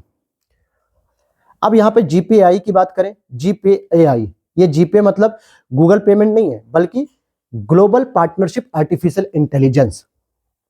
तो क्या बात है यहाँ पर कि इसका आयोजन इस बार नई दिल्ली में भारत मंडपम से हुआ, जो कि सितंबर में ही आयोजित किया गया था, जब G20 की समिट चल रही थी। 2023-24 के लिए भारत GPAI का परिषद का अध्यक्ष बना है। GPAI global partnership on artificial intelligence, इसका जो परिषद यानी काउंसिल है, वो मुख्यतः मंत्रियों का मंत्रिमंडलीय सम्मेलन है, जो कि शीर्ष नीति निर्माता इसका माना जाता है। तो ग्लोबल पार्टनरशिप और आर्टिफिशियल इंटेलिजेंस, तो भारत 2023-24 से इसके लिए अध्यक्ष बन गया है, और इसे 15 जून 2020 को सबसे पहले लॉन्च किया गया था। संस्थापक सदस्य 15 देश थे, हालांकि वर्तमान में इसके 29 सदस्य हो गए। तो संस्थापक सदस्य में भारत भी हमारा पहले से ही शामिल था। तो पहला शिखर सम्मेलन इसका 2020 में कनाडा में हुआ, 2021 में फ्रांस में हुआ दूसरा, नवंबर 2023-22 में जापान में आयोजित किया गया तीसरा, और चौथा कहाँ किया जा रहा है? 2023 में भारत मंडपम न्यू दिल्ली में आयोजित किया गया था। अब चलते हैं प्रथम वैश्विक AI सुरक्षा शिखर सम्मेलन। ध्यान दीजिएगा, प्रथम वैश्विक एआई सुरक्षा शिखर सम्मेलन। एआई का मतलब होता है आर्टिफिशियल इंटेलिजेंस, जैसे चैट जीपीटी वगैरह ये सारे के सारे हो रहे हैं। डीप फेक जो है कि कई बार मोदी जी की आवाज में गाने गाए जा रहे हैं, रश्मिका मंदाना के साथ जो है कि गलत हरकत की गई, तो डीप एआई के द्वारा इस तरीके से फेक एआई के द्वारा किया जा रहा है। तो एआई के जो दुष्परिणाम है उसको रोकने के लिए या उस पर समझौता किया जा रहा है। तो प्रथम वैश्विक एआई सुरक्षा शिखर सम्मेलन कि एआई का प्रयोग तो किया जाएगा लेकिन इसका सुरक्षात्मक उपयोग होना चाहिए, न कि मिसयूज होना चाहिए। तो 2 नवंबर 2023 को ब्लेचले पार्क यूके में आयोजित किया गया इसे, और भारत सहित 28 देशों तथा ईयू ने इसमें हिस्सा लिया था। भारत सहित 28 देश और ईयू ने भी इसमें हिस्सा लिया था। ब्लेचले घोषणा जो हुई है, यहाँ पे फ्रंटियर एआई जो है, फ्रंटियर एआई के जोखिम से निपटने के लिए पहला वैश्विक समझौता किया गया। वहीं यूके में विश्व के प्रथम एआई सुरक्षा इंस्टीट्यूट, ध्यान देना, विश्व में प्रथम एआई सुरक्षा इंस्टीट्यूट को लॉन्च किया गया, और अगली शिखर वार्ता इसकी जो सेकंड नंबर की होगी वो कहां होगी, फ्रांस में आयोजित की जाएगी। तो पहली कहां हुई, यूके में हुई। आगे देखते हैं, थ्री बेसिन एक छोटा सा कॉन्सेप्ट था। थ्री बेसिन क्या होती है तो जरा इसको समझ लीजिए। थ्री बेसिन जो कि कर्क और मकर रेखा के बीच में अवस्थित अमेजन बेसिन, कांगो बेसिन और बोर्नियो मेकांग दक्षिण पूर्व एशिया बेसिन, ये 3 प्रमुख बेसिन आते हैं। अमेजन बेसिन आता है, कांगो बेसिन आता है, बोर्नियो मेकांग दक्षिण पूर्व एशिया बेसिन, ये 3 प्रमुख बेसिन आते हैं। और यहाँ पर 2/3 जो है कि जैव विविधता देखने को मिलती है और 80% यहाँ पे उष्ण कटिबंधीय जलवायु देखने को मिलती है। तो ये विश्व का सबसे बड़ा जैव विविधता स्पॉट माना जाता है, ये तीनों ही 3 बेसिन। तो बस आपको ये पता रहे कि 3 बेसिन कौन कौन से हैं। अब यहाँ पे सेकंड लास्ट टॉपिक पे हम लोग चल रहे हैं। इसके बाद टॉपिक हमारा एक और बचेगा जो कि अंतर्राष्ट्रीय स्तर पे जो नियुक्तियां की गई हैं, फिर उसके बाद ये हमारा टॉपिक आज का कंप्लीट हो जाएगा। तो G77 शिखर सम्मेलन की बात कर लेते हैं। तो 16 सितंबर 2023 को G77 प्लस चीन, क्योंकि चीन G77 के अंतर्गत नहीं आता है बल्कि इसको बुलाया जाता है अलग से, तो इसके साथ समिट की जाती है। और G77 मुख्य रूप से विकासशील देशों का समूह है, भारत भी इसमें शामिल है। इसका शिखर सम्मेलन घाना यानी क्यूबा में इस बार हुआ। ये इसको करेक्ट कर लेना दोस्तों, ये घाना है, ध्वाना नहीं है, घाना होगा। घाना क्यूबा में जो है कि आयोजित किया गया। 2024 में युगांडा में आयोजित होगा, 2022 में पाकिस्तान में आयोजित हुआ था, और भारत ने पहली बार इसकी अध्यक्षता की थी 1964 में, जब इसको एस्टैब्लिश किया गया था 15 जून 1964 में। तो भारत इसका सदस्य था, संस्थापक सदस्य, तो सबसे पहले भारत में ही कर दिया गया था, जबकि चीन इस समूह का सदस्य नहीं है और भारत इसका सदस्य है। तो अब चलते हैं अपने लास्ट टॉपिक की ओर, और इसी के साथ आज की हमारी ये इंटरनेशनल रिलेशन की क्लास कंप्लीट हो जाएगी। इस तरीके से हमने नेशनल और इंटरनेशनल घटनासार और घटनाचक्र ई दृष्टि दोनों को मिलाते हुए कंप्लीट कर लिया टोटल 5 लेक्चर में। अगली क्लास आपको मिलेगी कल इकोनॉमिक्स की, जिसमें इकोनॉमिक्स में मैं एक ही क्लास बनाऊंगा, चाहे वो 1 से 1.5 घंटे की बने, जिसमें आपकी घटनासार और घटनाचक्र ई दृष्टि दोनों ही शामिल करने का कोशिश रहेगी, ताकि क्लासों की संख्या कम रहे और आपका प्रेशर कम रहे कि आप जल्दी से जल्दी इसको तैयार कर लो। और आज शाम को यानी 20 तारीख को आज मैं इसकी पीडीएफ की अपडेट आप लोगों को दे दूंगा एक छोटी सी वीडियो क्लिप के माध्यम से। उसके बाद आप लोग हमारे दिए गए व्हाट्सएप नंबर पे पीडीएफ के लिए परचेस कर सकते हैं, वहां से पूरे यही हैंड रिटन नोट्स मिलेंगे। पीडीएफ आपको बुक की नहीं मिलेगी, बुक की तो ऑलरेडी आपको टेलीग्राम चैनल पे फ्री ऑफ कॉस्ट मैंने पोस्ट कर दी है, आप देख सकते हैं, हमारे ग्रुप में है। उसके लिए डिस्क्रिप्शन बॉक्स में डिस्कशन ग्रुप भी दिया हुआ है टेलीग्राम का, आप उसे ज्वाइन कर लीजिए। लेकिन मैं आपको हैंड रिटन नोट्स की पीडीएफ की बात कर रहा हूँ जो मैं पढ़ा रहा हूँ। तो चलिए शुरू करते हैं। अंतर्राष्ट्रीय निर्वाचन की बात करें तो न्यूजीलैंड के नए प्रधानमंत्री क्रिस्टोफर मार्क लक्सन, पिछली बार यूपी पीसीएस 2023 में मैंने पढ़ाया था तंजानिया की प्रथम महिला राष्ट्रपति सामिया सुलूहु हसन, और वही सेम प्रश्न उठा के दे दिया गया था पीसीएस में। कई ऐसे सारे प्रश्न थे जो मैंने कहा था कि एग्जाम में आएगा, चाहे G20 का देख लीजिए या फिर डिकिन विश्वविद्यालय देखिए या तंजानिया की राष्ट्रपति की बात करें, बहुत सारे ऐसे प्रश्न मैंने बताए थे करंट अफेयर्स के, और वो एज इट इज आपके यूपी पीसीएस 2023 के 14 मई 2023 एग्जाम में आ गए थे। आप पेपर उठा के देख सकते हो, मेरी क्लास को उठा के देख सकते हो, वहां पर मैंने पहले प्रेडिक्ट कर दिया था कि ये प्रश्न आएंगे। तो इस बार भी जो भी करंट अफेयर्स हमने यहाँ से पढ़ी है, अगर आप इसी को पूरा ढंग से तैयार कर लोगे तो किसी भी और बुक के लिए आपको भटकना नहीं होगा, किसी चैनल के लिए नहीं भटकना होगा, इससे बाहर करंट अफेयर्स का प्रश्न नहीं जाएगा। आगे देखते हैं, इक्वाडोर राष्ट्रपति कौन सेलेक्ट हुए अभी, तो डेनियल नोबोआ सेलेक्ट हुए। थाईलैंड के प्रधानमंत्री श्रेथा थाविसिन, अब थाईलैंड के नाम पे आप लोग कुछ और मत सोचिए, बस उनके प्रधानमंत्री को सोचिए। और नाइजीरिया के राष्ट्रपति अभी बने हैं बोला अहमद टिनुबू। बांग्लादेशी राष्ट्रपति, जबकि बांग्लादेश के प्रधानमंत्री का भी चुनाव हुआ है, शेख हसीना वहां पे जीत गई फिर से, जो कि भारत और बांग्लादेश के संबंधों को और घनिष्ठ और मजबूत बनाएगा। लेकिन बांग्लादेश के राष्ट्रपति का भी चुनाव हुआ है, जहां पे मोहम्मद शहाबुद्दीन चुप्पू यहाँ के नए राष्ट्रपति बने हैं। और साइप्रस की बात करेंगे तो साइप्रस के राष्ट्रपति बने निकोस क्रिस्टोडोलाइमाइट्स बने हैं, और नेपाल के राष्ट्रपति, नेपाल के प्रधानमंत्री कौन है, ये कमेंट सेक्शन में आप लोग बताइएगा। राष्ट्रपति बने इसके रामचंद्र पौडेल।